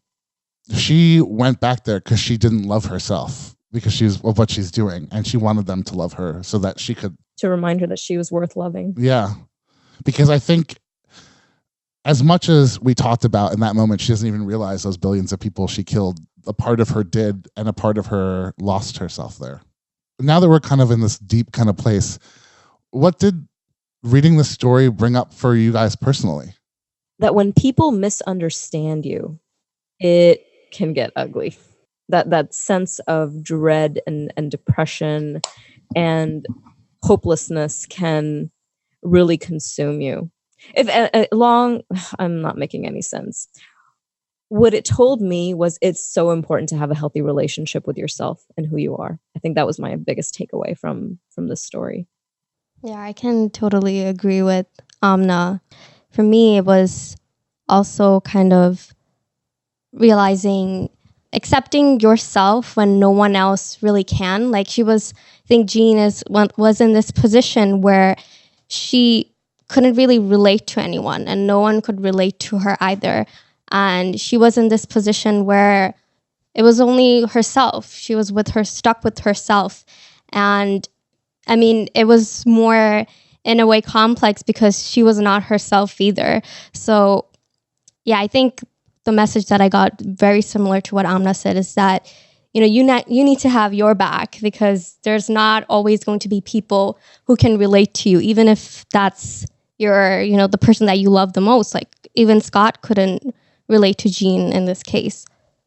The thing that I find reading this again is that obviously it's a story of what's happening to Jean, but in the background, there's kind of this extremely passionate but also tragic love affair between her and Scott. And every time I read it, it becomes a little bit more prevalent to me. And I guess like the moments where the visor is removed or they develop this psychic rapport, which is like from a realistic perspective, like incredibly unhealthy. and even him fighting for her life on the blue side of the moon, and her having to convince him or even just taking his agency away like she did before she got the Phoenix powers in the shuttle. This needs to happen. And you can't control this situation. This is just how it's going to be. So going back and looking at it, it's really interesting from like a relational perspective between the X-Men characters. And yeah, there's layers to this story. For sure. I think that I shared that experience in terms of having a kind of a new understanding for the relationship between Scott and Jean through the experience of reading the Dark Phoenix Saga. But I think there's also more to it that I'm not sure I can put into words yet, because I think while the concept of the Phoenix and Jean can be described in just one sentence, it's also a very layered and very complex sort of dynamic, but also sort of story to tell. And this is what we were saying earlier, is that even though this seems like a comic book made for kids, here we are talking hours and hours about the many layers that it has to offer from various kind of like even academic approaches. I think it's just incredibly hard to put into words what can be taken away from this book. Right, that's just where I'm at. I think for me, there's no surprise if you look at kind of the things I was sticking up for before. I grew up with rage all around me and hurled towards me almost what felt like constantly. And I developed my own rage back at those people for putting me in an environment where I had to receive it at all times, at every aspect of who I was. And now that I'm an adult and in quote unquote a position of power, even though I don't feel that way, the rage that I would have as a kid when I would just be like, stop doing this, stop.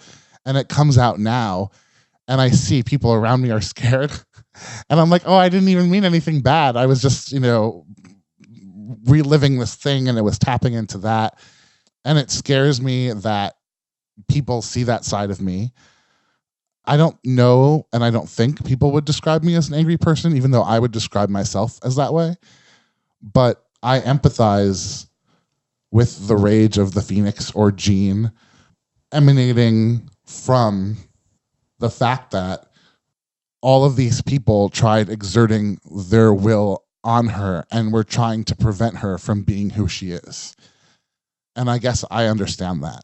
And I think it's why at the end it makes the decision a little bit murky for me, because I see as what she's doing, sacrificing herself for the very people who oppressed her and people similar. And I like to think I would make the same decision. I'm not really sure. I hope I would. But I very much empathize with, because it would be like, okay, because part of me is like, okay, cool. You guys all had your turn to be gods in my life. Now's my turn. But I hope I hope I would make the right decision. But the rage to me, it really speaks to me. And that scene where she goes home really speaks to me. Just like those romantic, beautiful moments when she's on the butte with Cyclops and she takes off the visor, where they're on the moon and they hold each other's hand and, they say, I love you and all this stuff. Those parts are beautiful, and I want those parts too. But I can't sort of get over for me that here's this woman being judged for being angry, and who wouldn't be?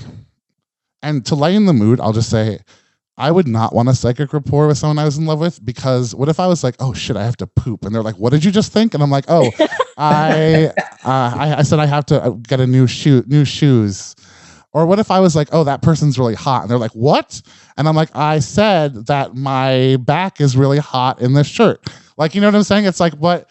But it's like all the, I don't want them to know that stuff, or like, what if I'm like, oh man, like, what if I'm like, you're not fresh down there? I mean, there's a lot of things that could happen that I don't want to know, and I don't want them to know about me. Oh, it's awful, but it's also so passionate when you think about it. The good part is passionate, but then you got it after, like, oh, I have to pee. Like the good part, okay. But the thing about the Phoenix and the thing about that choice is that passion doesn't require love or thought. Passion is just the heat, and that's what I love about it. It's so hot and it's so unhealthy. But that heat wouldn't get turned down for you if Jean Grey's like, man, I have a wicked shit to take. Like, I'd be like, oh, you know what? I'm not in the mood as much anymore.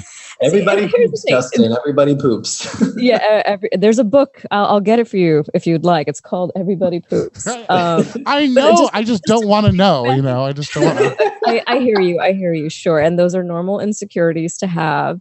But just piggybacking off of what Trent just said, the way that I envision, like if I had to imagine what a psychic rapport would feel like, the way that it's being depicted in this series, it's not necessary. And I know she can read people's minds, but the psychic rapport is about two souls connecting, meaning no words, just a feeling. Have there ever been times where you're feeling something and just no amount of words can accurately articulate what it is that you're trying to convey?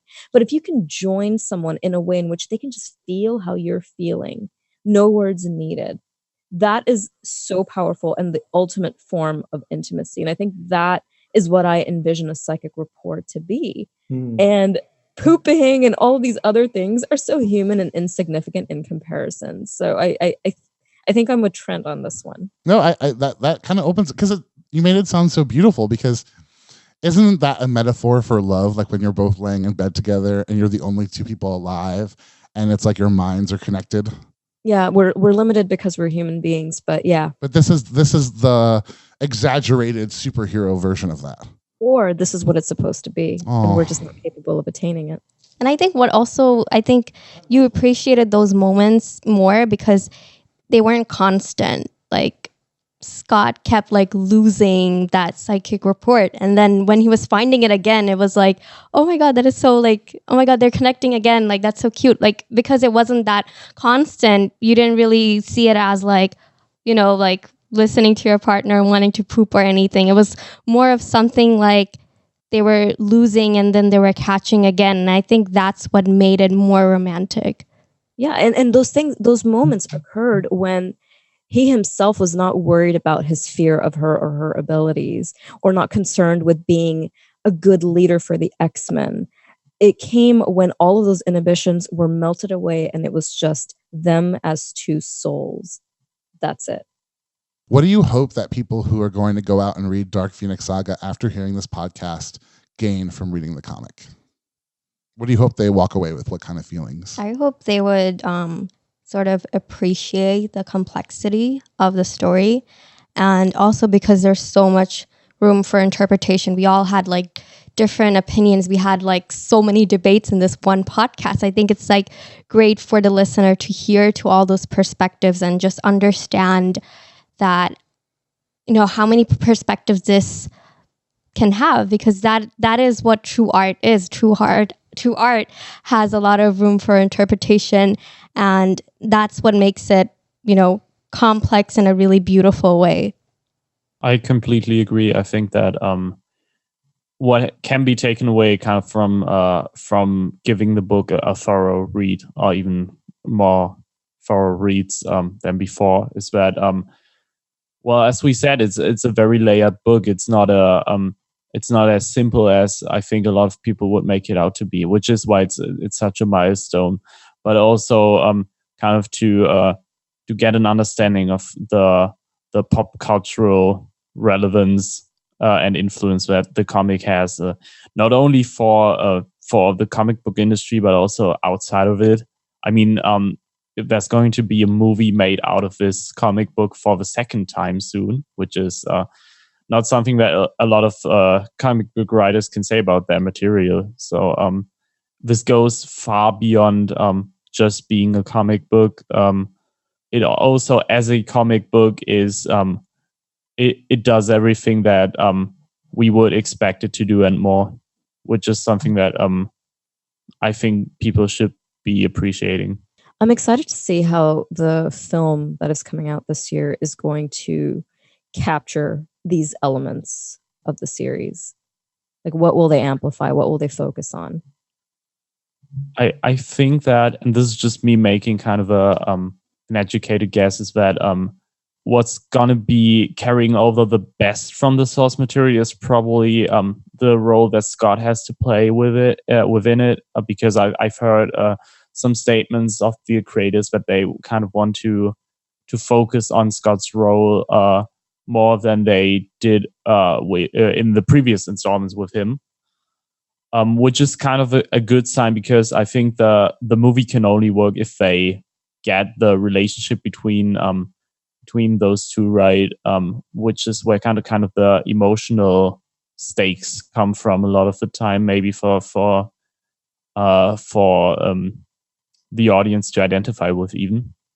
And I think that they got some of that right in X-Men Apocalypse, where what's his name, Ty Sheridan and Sophie Turner first met on screen.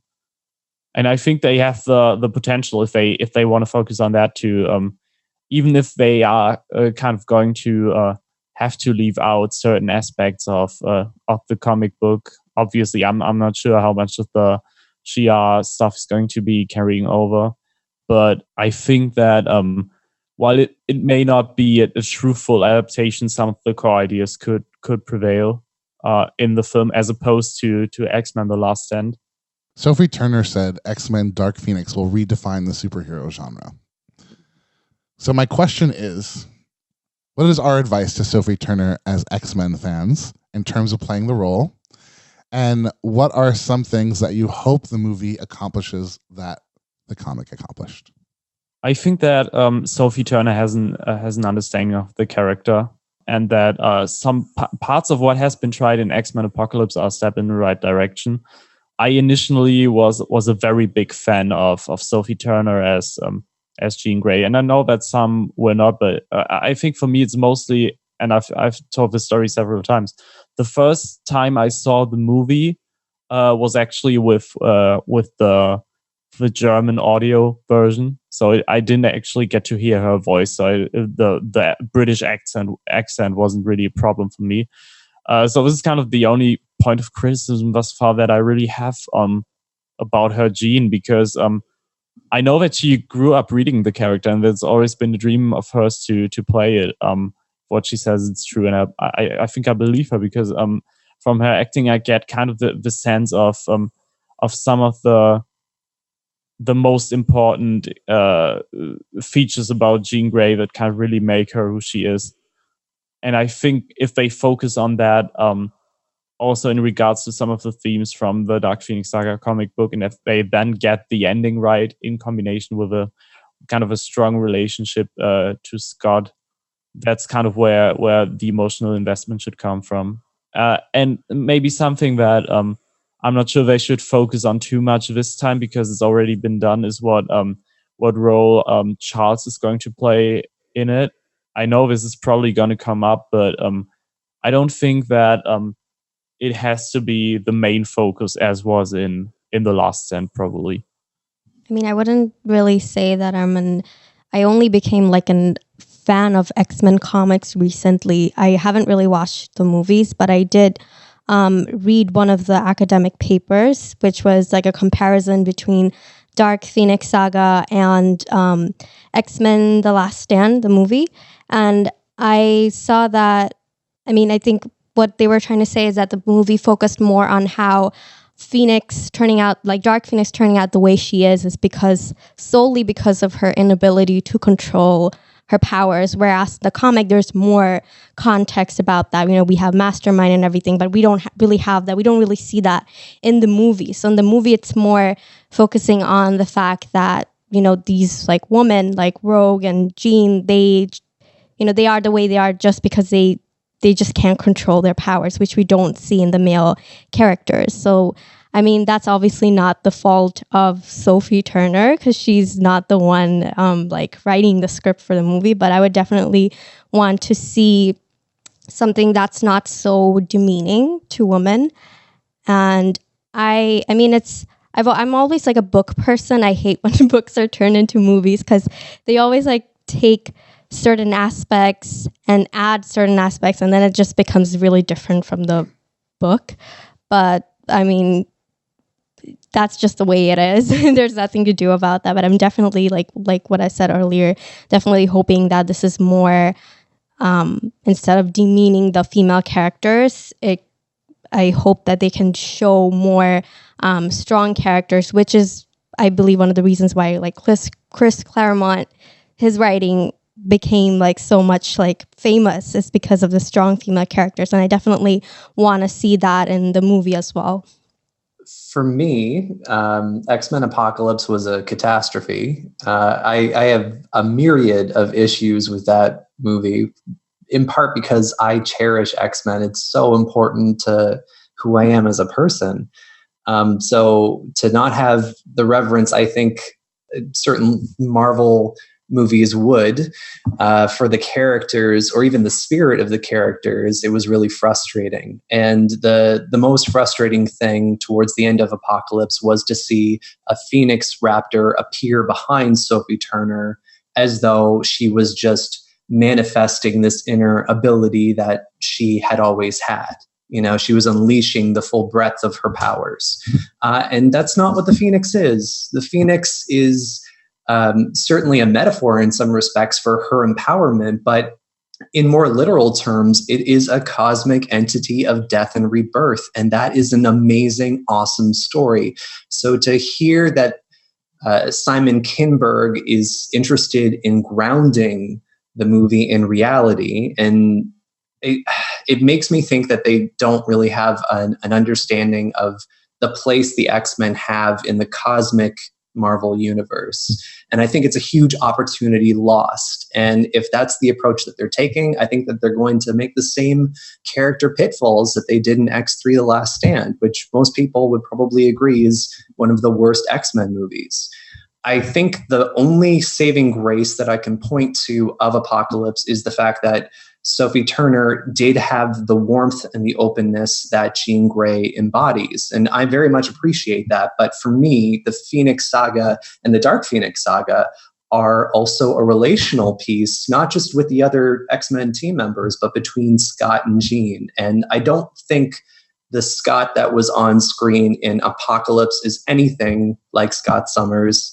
And the relationship between him and Jean really didn't get anywhere by the end of the film, with the exception of her holding his head while he shot concussive. They weren't even concussive blasts. They were fire-based lasers for some reason. And I don't want to be the fan that nitpicks these things, but I just feel like the setup isn't what it needs to be to adapt such a cherished piece of fiction, such an important piece of artwork. It's not just about a movie being adapted and some moving parts having to be changed because it's a different medium. I don't think that the people producing this upcoming film have a strong understanding of the spirit of the characters or the overall themes of this story. And it's really distressing for me personally. That was very passionate. Funny thing is, I hear you and can appreciate where you're coming from, Trent. There's a part of me that is hoping that they do stray a little bit, simply for the purpose of making Jean and Phoenix a more empowering character than I perceive her to be in the comics. Like, if I was to ask for any change or deviation, I think it would be in that respect. And I think in some ways they have to make it relevant to modern day audiences. This is supposed to be a modern take on the story. So I'm interested to see exactly what strings they pull at within the narrative to make that happen. I feel similarly to Trent in that I was curious why they did X-Men Apocalypse so soon in the reboot. And I also felt like, man, you have to build up to Dark Phoenix Saga, because the whole point is that Jean Grey is the mother of the team. She's the heart of the team at this point, even though Nightcrawler also gets called that. And Storm is also referred to as the mother of the X-Men. But it's sort of like what happens when it would be like what happened if like Anika went crazy. You know what I'm saying? She's like the sweetest, nicest person ever. But like all of a sudden, like she's like become a prostitute and like starts, smoking crack. I'd be a little bit worried, and I'd be like, it would be sad. And then, then she's like, I'm going to stab you, Justin. I'm like, no, I have to stab you because I want to live. And you've become a crack whore, Anika. And then it's like super sad. And I just stabbed my crack whore friend who was once Anika. I forgot why I'm talking about that, but anyway, why it's sad. You really went down the hole with that one. Oh yeah, but first we have to understand that we like love Anika. You know what I'm saying? And how beautiful Anika is. And she came with us to Tidewater, and she's like so adorable and says all these nice things. But if we just met crack whore version of Anika, we don't know who that. We haven't loved her before, so it's just another crack whore. No offense. And then this like hypothetical, So it's like no offense. And then and I don't know that the audience has gotten to love Scott and Jean and gets to see Jean in this way. And that way, I'm also extremely nervous. However, I would ask you, what about Ultimate X-Men and how they dealt with the Phoenix there? And do you think that there's stuff? No, I kind of liked that. You didn't like that? Good to know. I don't like Goatee Scott or Ultimate X-Men personally. Wait, Goatee Scott? He had a goatee in Ultimate X-Men? Yeah. Oh wow! I forgot. No, I just remember he had a soul patch. Sorry. Oh, a soul patch. Oh, what? Yeah, I like a guy with a soul patch. I'm not gonna lie. You've just dated yourself, Justin. Have I? Oh wait, aren't there these things over here? Yeah, but those were only hot during like a certain time. Yeah, like 1998. Yeah, I don't know. I still think it's hot. Yeah, I don't know. I think you should bring back the soul. Okay, it's getting hot in here. Are we still talking about X-Men? No, I'm just kidding. We're talking about soul patches. Yeah, woof. I love a good soul patch. Oh my god. Anyway, Trent, you're right. It's gonna suck. No, I'm just kidding. Okay, no, no, but I hope that.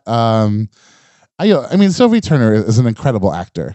I hope that, and she's been, like Maria said, she's been reading X-Men. But man, I hope that everyone who's making this film understands what this comic means, not only for us, not only for X-Men fans, but for the world.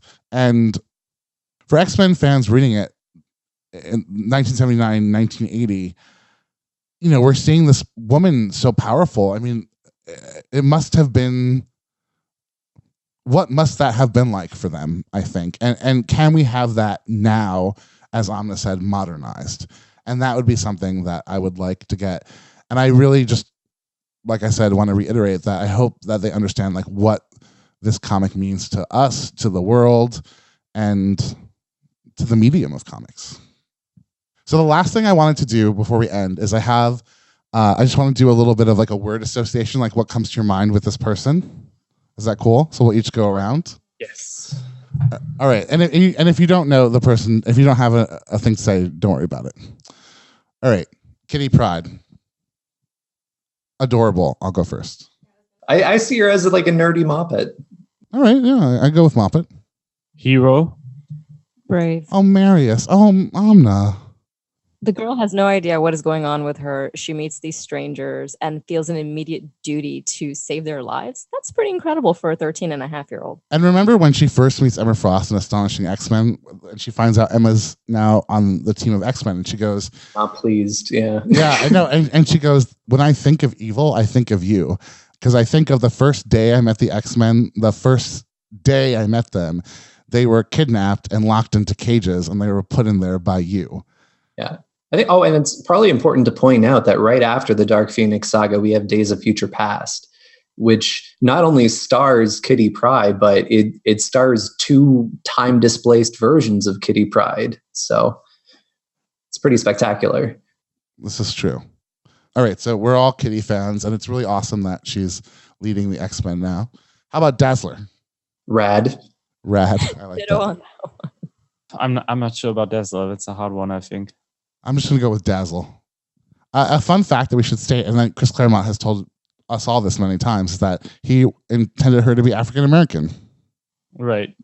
And then they said no. And as Trent and I were talking about the other day, because they were trying to have a movie and a record come out that was made by Dazzler, and they were going to do a comic movie thing, and the whole thing fell through. I envision whenever she does the light blast, that glitter it like transforms into like a glitter bomb instead. Like that's her superpower. All right, awesome. How about Colossus? Stoic. Robust. Heart of Gold. I just feel like I don't know him enough to associate him with the word. Attractive. Kitty seems to think so. Yeah, we're both on that page. It depends on who's drawing. Okay, Beast is in it a little bit. But how about Beast? Futile. That mind thing didn't work. He worked so hard on it, and she took that thing off in 5 seconds. Beast is a hard one for me. There's so much that comes to mind. What's the first thing? Gentle Giant. Oh, that's cute. I think of Harry is the first thing that comes to mind when I think of him. Yeah. I think of the word fascinating. He says it all the time. It's true. He says it all the time. Yeah. Yeah, I'll go with Harry as well. I'm not sure there's anything else I have to say. Would Beastie work? Is that a word? Yeah, Beastie. Go. I love it. It doesn't need to be a real word. Storm. Goddess. Magnanimous. Beautiful. Oh, Goddess was a good one. A quick interjection is that comic changed my life, and that at the end you see Cyclops and Storm walking together hand in hand, and I was like, boys and girls can be friends. And it really had a profound impact. If there was one panel that had a profound impact on me my whole life, I would say that one, because it created a way for me to think my whole life that worked. Anyway, Storm. That's awesome. Yeah, right? Sorry, I was quiet for a minute because I was thinking about all the times in my life that people keep insisting that men and women cannot be friends as a criticism that I have a lot of male friends. And I'm like, just because you can't have mature relationships is not my problem. And it's like, just because you can't control your penis doesn't mean every other man is like a fucking alpha male running around trying to impregnate everybody. Yeah, you know what I'm saying? Put it in your pants, dude. That was beautiful, Justin. Thank you for saying that. Note to all men. Angel. Rich. I just think of those wealthy New York like a wasp playboys that just live life to the fullest. Yeah. Entitled. Angelic. That's a good one. Yeah. I'm also going to go with attractive. Mm-hmm. He is attractive. Yeah, I'd go there. Pre-Archangel Warren, yes. Post-Archangel Warren. I don't know what he leaves inside you after, so I don't know what that does to a person. So I would say no. Because I don't want Apocalypse's heebie-jeebies in my DNA. You don't want a death seed? Well, yeah, I don't want a death seed. I don't know where this. I don't like where this is going, but you know what I mean. Okay. Next person, Lalandra. Avian. Charles. Ooh. Hard for me. I'm not. It's difficult for me to come up with a word. Birdie. Birdie. Yeah, I just think feathers. That's the first thing that comes to mind. Right. Yeah, that counts. Birdie. Just keep laughing at it. I don't know if does she always try to do the right thing? Then I would say goody two shoes. She's kind of like a goody two shoes. Okay. She also seems like a little bit entitled to me. It's like, look, bitch, I don't know what's going on in the Shi'ar Empire, but I live on Earth. Okay, so you do you, I'll do me. You know, so no, I'm not involved in that. Okay, cool. Xavier, Charles. Professor Xavier is a jerk, to quote Kitty. Great, one of the best quotes of all time. Controlling. I think in this one, he's depicted as the ultimate patriarchal figure. He's very critical of Scott without Put really... that on his tombstone. Jeez. You know, and I don't necessarily mean that as a pejorative. I mean in the sense that he's a very critical father figure to everybody. And I specifically think about his relationship with Scott and thinking about that panel where after escaping Emma Frost, he takes the X-Men to where Angel is to hide out rather than taking them back to the mansion. And Charles Xavier is sitting there and questioning his judgment that he disobeyed me. How dare he? Why did he bring us here? Versus, you know, you could just talk to each other and figure out what the heck is going on. Yeah. And I think that's a very classic depiction of a father figure who is in conflict with his male son. That there's this power dynamic, this struggle between the two where the boy has to prove himself, but the father is not really allowing him to do that. Because he's still trying to maintain some semblance of control under the guise of prove yourself to me. So I think in this one, he's very much a classical patriarchal figure in that regard. And I think mostly in terms of the dynamic between him and Scott more so than anything else.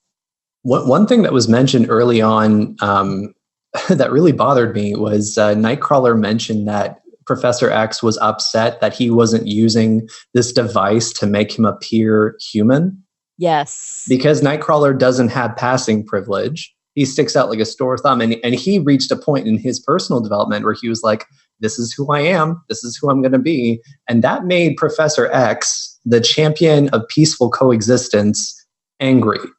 Mm-hmm. It speaks to his character. Yeah. Yeah. I noticed that too, actually. I've always been Team Magneto, Team Emma Frost, so you don't have to convince me. Magneto's made some valid points. Yeah, and not for nothing. Like, if you're gonna sleep with one of them, like, I would definitely go with Magneto. Like, Xavier looks like I would, if prostitution was legal, I would buy him a coupon.